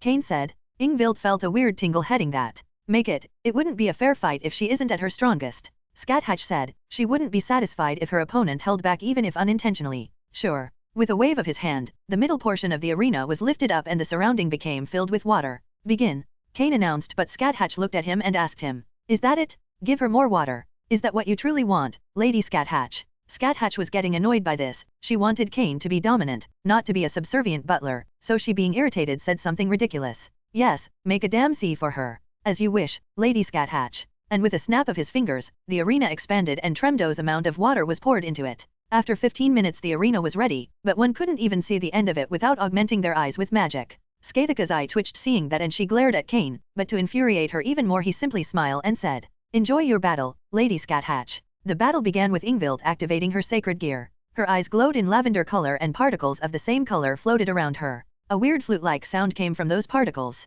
But Scathatch was neither a dragon nor a water being, so she wasn't affected. Ingvild knew this and it was just the beginning of her plan. She had seen Scathatch fight and train. Ingvild knew she had one chance to win this match, and it relied heavily on Scathatch giving her time and some luck. Her body's aura gradually soared and reached Satan class. And then she shedded her human form and became a huge water dragon. This was her clan trait, Sea Serpent of the End. Now that she was a dragon that was made up of water, her long Enus, Nereid Kyrie, which controlled water and boosted dragons would boost her. The sounds of the flute became more and more prominent. The water from the surroundings, controlled by her long Enus clung to her dragon form, making her even bigger, and the song also strengthened her form. All this while Scathatch was looking at Ingvild with glee and battle lust. So much potential, I must thank you for grabbing me a good warm-up, and I will make sure you become strong enough to give me a good fight. Well, this won't last long, Cain said observing the smile on Skathika's face. Why? Ereshkigal said. That Leviathan looks pretty strong, she also has a long Enus which suits her to a T. Lady Ereshkigal, what you said is correct, but she doesn't have a balance breaker and Lady Scathatch, when too excited for a fight, ends her fight too quickly. I would say at max 2 strikes before I have to interfere. Cain said. I pray for your safety from the training devil, Ingvild. By the end of her boosting session, Ingvild was a dragon of mammoth size. Her body cast a shadow so huge that it looked like an eclipse in the arena. The dragon had no wings but its body was full of terrifying might. It opened its mouth and charged up its strongest attack, an aura beam. This attack launched by Ingvild was horrifyingly strong. A Satan-class devil, using her clan trait to its maximum, boosting it using a high-tier long Enus, twice and then launching it after charging it up to her best. It was sufficient to say that such an attack was enough to treat her as a natural disaster, but it took too much time. But Scathatch allowed it. It was her greatest pleasure to face such an attack. Come, child of Leviathan, show me you strength. The red cursed spear, formed with power in Skathika's hand, her hand already covered in ice, she was prepared to throw her spear at a moment's notice. The runes were already attached where they should be, now only launching the spear of casualty was left. The aura beam was finally ready and was released at Scat Hatch. It was fast and equally destructive. The ground had already been torn apart from the air pressure it released. And as it reached the halfway point, the spear of mortal death met it head-on. The spear was faster, almost instantly reaching near the beam. And the awaited Colossal shook the underworld, or it should have, if Cain hadn't sealed the space around the arena. This throw of Gibalg was far stronger than the one Scat Hatch used at Lilith. And the result was as predicted. The attacks cancelled each other, but the state of the participants were very different. Scat Hatch had leaped and was holding her spear above her ready for another throw, while the dragon was all out of energy, barely painting its form, its movements lethargic as if it didn't have a speck for energy in it. Stab and penetrate. Thrust and impale. Gibalg. Skathika's voice, full of fun, rang and she launched her spear. The aura of death it radiated made even the people sitting away under the barriers shiver. The bloodlust from the spear had made Ingvild frozen. The water was decaying from the curse on the spear, and was turning red. It passed through the water and reached the true body of Ingvild in just a blink of an eye. But that spear, which had killed everything it was thrown at, gods, spirits, monsters, humans, devil, angels, was being stopped in its path. The very space which was shaking due to the force behind the spear was being held in place. It was the sole person to survive the spear. It was Cain Levon Lucifer, standing in front of the spear with his hand stretched open.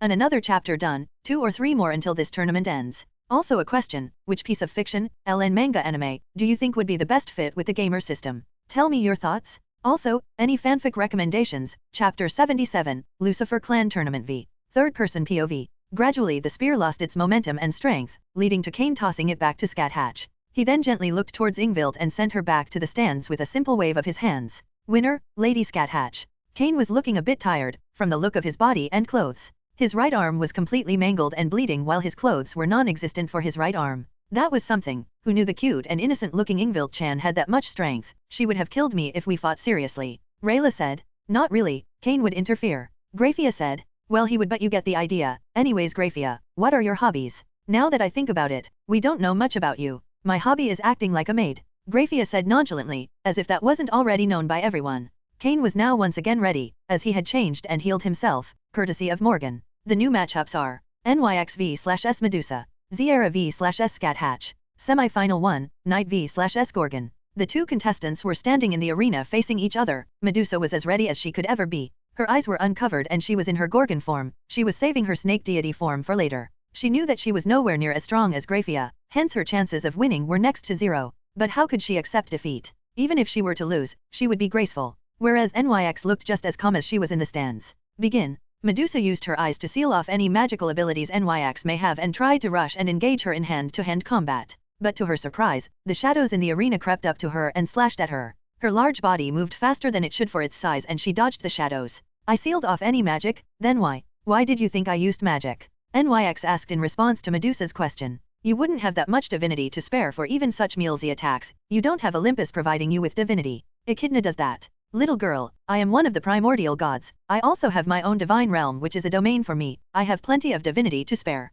I am not like these half-baked gods of Olympus. I am NYX, the one who even Zeus fears. I am far above the likes of Echidna. Medusa could only gulp hearing NYX speak, and without waiting for any longer she used her true form. She became a deity of snakes. But Medusa's shock only grew more as instead of finding NYX standing in front of her, she found herself. A similar replica of her, except that it was completely black, as if submerged in darkness. You know, if you stare at the abyss it stares back at you, NYX said playfully, and with that the dull eyes of the dark Medusa gained sentience and the black snake deity roared. What the dash? Before Medusa could say her sentence, she was tackled by the dark Medusa, throwing her to the floor. But a fake would be a fake. Medusa was a lot better at controlling her powers now, but the Medusa NYX had created was a replica from her past. I can win it. And with renewed determination, Medusa rushed towards the different her, but alas her determination didn't last long, as her reptilian body was ensnared by tendrils made out of shadows. You shouldn't forget about me, Medusa. And the last thing Medusa saw was her own face grinning and landing a solid punch on her face, knocking her out. Winner, Lady NYX.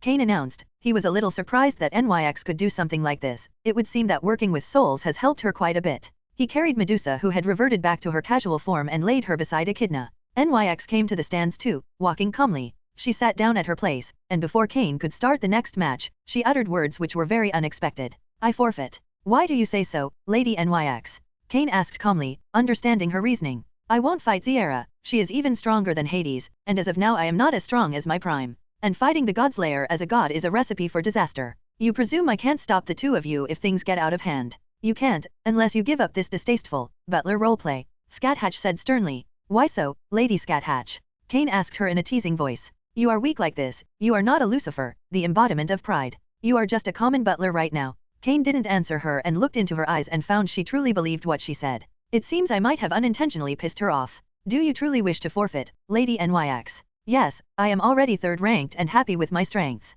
I see, then why don't we make the tournament more interesting? What do you mean, Cain? Ziera asked. I shall face both of the remaining contestants at once, then I will decide the first and second rank. Cain said confidently. Are you mad? Rayla asked Cain. No, I am simply doing what any butler should do, making things easier for his master. This way there would be no match tomorrow and Lady Scathatch would find the answer to her question. Fine, I am in. Ziera said. What? Ziera, you can't be serious. Scathatch exclaimed. I am, look. I know his little chard is rubbing you the wrong way, but he is stronger than both of us. If we want to win, it will be this way. Fine. Then please, go take your places, my ladies, I shall join you shortly. The two of them walked onto the arena side by side. Did you really have to provoke him like that? Yes, how else would he fight me seriously? You know one day your battle mania will bite you in your ass. I didn't know you could curse like that. Oh, you don't know how much I can curse, when he slams me down like he owns me. I can't hear you. By then both of them had reached near the place they needed to be. And then Cain appeared in front of them. The referee for this match is our hell-friendly Beelzebub, Ajuka-kun.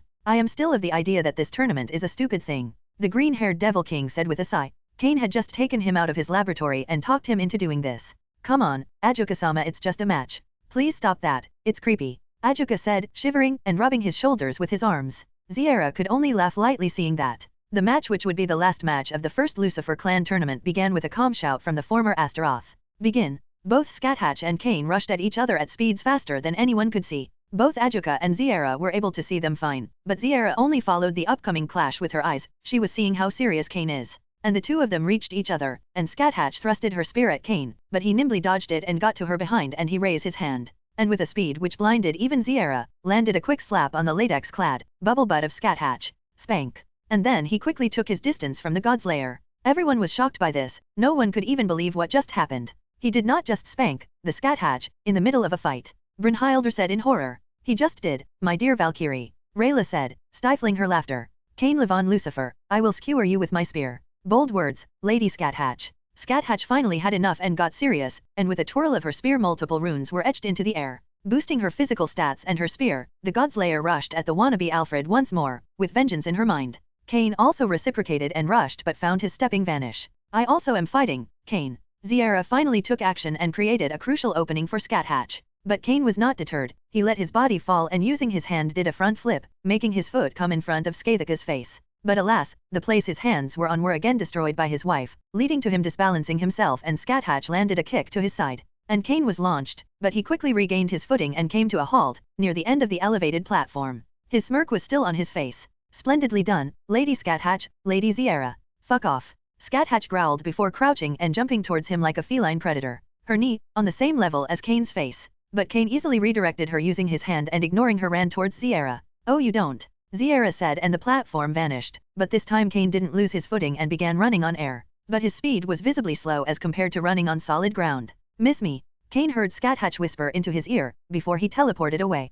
Cain barely dodged a sphere of red destruction, as he appeared away from Scathatch. He finally glanced at Scathatch, who was standing on the air, using runes. Runes are so overpowered. Come on, Lady Scathatch, use your other set of powers too. Scathatch didn't speak, but the grinding of her teeth gave away her state of mind, but all of a sudden her anger vanished. It was almost as if she wasn't just ready to gut Cain like a fish. I admit, I was wrong. But that doesn't change anything, Cain. You will not win as long as you are not the king of devils. And with that the temperature of the arena dropped low and Valkyries made up of ice sprung up one by one. The runes once again glowed, strengthening the god's lair even more. A second spear appeared in her hands and she crouched low, loaded like a spring, ready to shoot. Ziera surrounded herself with orbs of pod. The time for playing around was over. Both the challengers were now taking the fight seriously. Her eyes were finally focused at Cain. She was really getting into this. After all, if she lost to Scathatch, how can she maintain her dignity as the first wife? Cain also changed his stance and hundreds of dark light spears rippled out of thin air behind him. His eyes lost their mischievous glint and hardness was now visible in them. He was done playing around.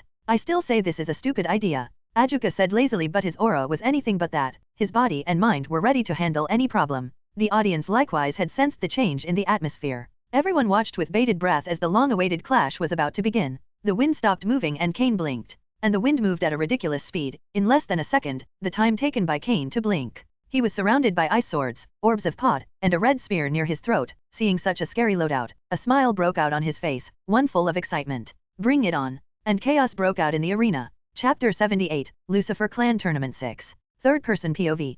Chaos, that was the only word suitable enough to describe the battle that was happening. Even then the word's meaning was stretched to its limits. All those attacks were shattered at once when Cain just flexed his ridiculous amount of demonic energy. Even Ziera and Ajuka didn't have that much. Ajuka could only sigh and strengthen the barrier even more. Cain was not on the offensive. It would seem he was still not taking the fight seriously, or at least not completely seriously. Same could be said for Ziera. She was still in her normal form, not her super devil form. But the same couldn't be said for Skathatch. She was using all of her powers, runes, spear arts, magic, valkyries and her giant strength. The sole reason Cain wasn't hanged by her spear was due to him knowing her fighting style, thanks to his past experience and the spars they did. But still, with Ziera supporting Skathatch, he couldn't go on the offensive unless he stopped holding back and went super devil, or he planned ahead of time. Skathatch rushed towards Cain, dual-wielding her spears and using runes with one and magic with the other, while still using them as weapons. Cain nimbly dodged the two stingers, as he liked to call them, but just as he made some distance from the god's lair, his wife's love came from behind. He was able to avoid those gorgeous red orbs of annihilation by doing a sudden backflip,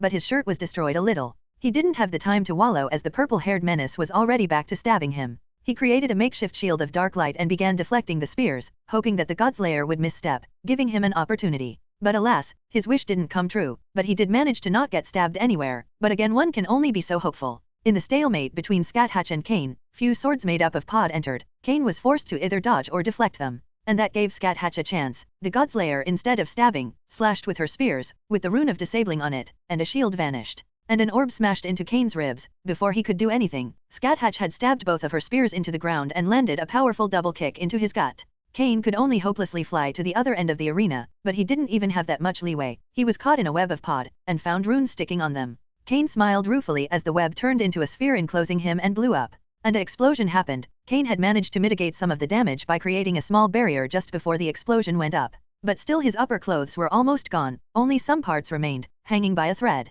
And he was bruised on multiple parts of his body. Fucking runes, so overpowered. TCH, my clothes. Cain finally went on the offensive, creating a dark light scythe and rushing towards the grinning god's lair. He now kept an eye on Ziera too. His mind was already busy with handling the Valkyries summoned by Skathatch using dark light and fighting Skathatch. It was burdened even more now. Skathatch didn't back down and kept up for blow with Cain, and even now Cain was slightly worse, as pod was too troublesome to be dealt with when fighting Skathatch. In a momentary burst of speed, Cain kicked Skathatch away and rushed towards Ziera, but alas, runes, enough said. An explosion went off again, but Cain suddenly appeared behind Ziera, and a kick to her ass sent her tumbling near Skathatch. The red head only glared at Cain, while rubbing her now sore ass, while Skathatch was grinning even more. Now that the two are close by, I need to keep them close, much easier to attack them together. Cain was always ready for random runes and thus was able to teleport behind Ziera just as the explosion happened. Finally the Valkyries were dealt with and Cain was a bit free to use his dark light, much more easily. The two weapon users rushed but Cain was much faster and collision happened really close to Ziera. The pod user wanted to teleport but was unable to as a chain of dark light came near her. She jumped back but was met with a sea of chains coming for her from every direction. But instead of panicking she released a large burst of pod, much more powerful than the dark light, evaporating the part of the arena and the sea for chains. But before the crimson-haired princess of destruction could have a moment of rest, a purple blur was shot towards her, clashing with her stomach and making her fall. Mid-fall Cain appeared near them, his scythe above his head and coming down, like the Reaper's embrace. Ziera's hands were busy with Skathatch and she couldn't use an AoE attack due to Skathatch being near her, while the god's lair was unable to use her hands, as Cain had specifically targeted her hand muscles, making her hands unusable for some time. Before Cain had rushed near the two after kicking Ziera in the ass, he had already made up a short but effective plan. Ziera doesn't have much control over her pod when she uses it in high amounts. I can use that. He did just that. He deliberately kept Skathatch near a fixed distance from Ziera. As the sea for chains was destroyed, so was Skathaka's footing. Due to Cain being ready for that he was able to capitalize on that. He swatted away the spears, and made quick chops at the biceps and triceps of Skathatch, making her hands redundant for a short moment of time and kicked her, making her crash into Ziera and leading to the current situation. The two women mid-fall by now had already realized that they have been played by Cain. He used my lack of control against me. He knew I wouldn't go to help Ziera and used that to his advantage. But that was all for naught as before Cain could make his attack and end this battle, a heavy aura of death appeared and forced both Cain and Ziera back. Cain finally lost his clothes, except his pants, which were shredded below his knees. Ziera had half of her arm made up of pod. Whatever that aura was, forced her body to instinctively use her true form to defend. and a huge circular structure appeared on top of the arena, and Scathatch stood directly below the center of the said structure. The circular gate, now clearly visible, had various primordial runes etched onto it and was trembling. Cain and Nyx immediately understood what it was. Nyx even had something like that. Scathatch opened her mouth and began the chant. I will show you what lies beyond the world. I will lock you away in the darkness from the age of the gods. Tremble, freeze, and shatter into pieces. Domain expansion gate of sky. The gate shivered even more and opened. Winds like the one that flowed in Tartarus came from it. The darkness of it was unsealed. Growls of beast long since forgotten came, but the beasts didn't come as their master didn't call for them. This was Gate of Sky, the personal domain of Scathatch Scatty. Cain could only laugh seeing that. Someone in his clan had achieved a domain before him. Now he would be the third person, as Nyx had one too, but he didn't feel angry. It brought him joy. He had more power to attain, more being to match and dethrone. The journey to the top of DxD is still not finished. Bring it on. Scathatch. The gate started sucking everything. Living, non-living didn't matter to it. Even though beings in the audience felt the pull before it was neutralized by Ajuka. Both Ziera and Cain resisted by using their demonic energy, but it was being drained quickly. It was unknown what would happen if one went through the Omnius Gate, but sensing that it was radiating concepts of darkness, death, and casualty, it wouldn't be anything good. Cain felt that his body wasn't able to move as all of his focus was on stopping the terrifying suction of Skathika's domain. And that was exactly what Scathatch wanted, to freeze Cain, making him an easy target to pierce. Her domain had two main functions, sucking everything and killing it instantly as it passed through the gate and summoning the beasts she had slain in the former land of shadows. Now she knew no amount of slain beats would make Cain feel pressured, but making him unable to move, she could do her best. Scathatch grinned even more, her facial muscles being torn by her smile. And she raised the two of her spears. She would have liked to get Ziera's help too, but this was her first time using her domain and she didn't have much choice on who to pull and who not to pull. You win some, you lose some. Runes of all kinds began etching into the fabric of reality and the space and time were altered. Stab and penetrate. Thrust and impale. 2 lines, one for each spear, and she thrusted the two in front of her, a red eastern dragon sword, and rushed at the frozen Cain, who could only watch as it reached for his heart, ignoring all the laws. Everything stopped for Cain and he used his trump card for moments like this. His body changed, becoming bigger and stronger. He gained a tail and 2 horns, his muscles became more strong, and that was all he could sense before a force so great hit him, that his body shut down temporarily. And the arena was no more, the land behind the arena was no more, and nothing would be behind that direction anymore, if Ajuka hadn't stopped the thrust's remaining energy. Skathika's attack was equivalent to the infamous, I cast fuck everything in that direction, as she almost erased a cardinal direction from the map of hell. But that was a tough job even for him, without going super devil, that is, even then he would be tired as he was now, sweating and taking deep breaths for some time before he went back to normal. What was that? Did Cain survive? Rayla asked, scared to see the result of that attack and its effect on Cain. He should be fine.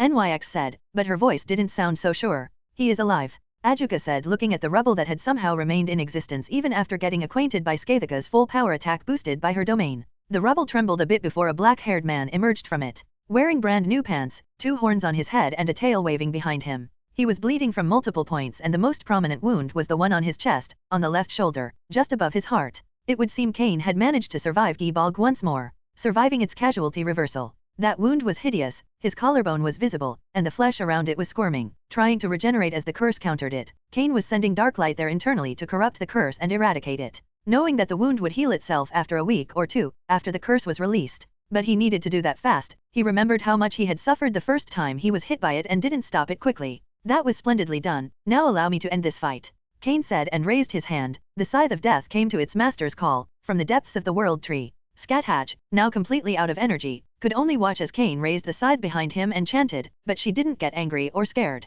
She was finally happy that Cain was not holding back, he was using his strongest attack. The Godslayer stood her ground. Even if she was guaranteed to lose doesn't mean she wouldn't even try. But it would all be meaningless. Scythe of death, Darklight's embrace. Unleash the tempest, the void to trace. In the dance of echoes, let chaos surge. The final requiem, the eternal dirge. As the words were uttered, a huge scythe formed in the sky in purple color, which was gradually covered by dark light and started shining brightly. Blight the heavens, shatter the veil. With each swing, let dimensions quail. I am the bringer of fate untold. In this dark symphony, your tale is foretold. With that, 2 enormous hands appeared and held the scythe and swung it down at the place where Scathatch was standing. The Godslayer closed her eyes, accepting her defeat, both in heart and body. But the attack never came, as it was completely destroyed. The Godslayer turned around to find Ziera. No, it would be the apt term for whatever that was. It was neither devil, neither anything living. It was like a concept manifested, like the embodiment of destruction itself was here. Ziera stood there, her body long since destroyed, only Pod remained. She had activated her strongest card, her super devil form.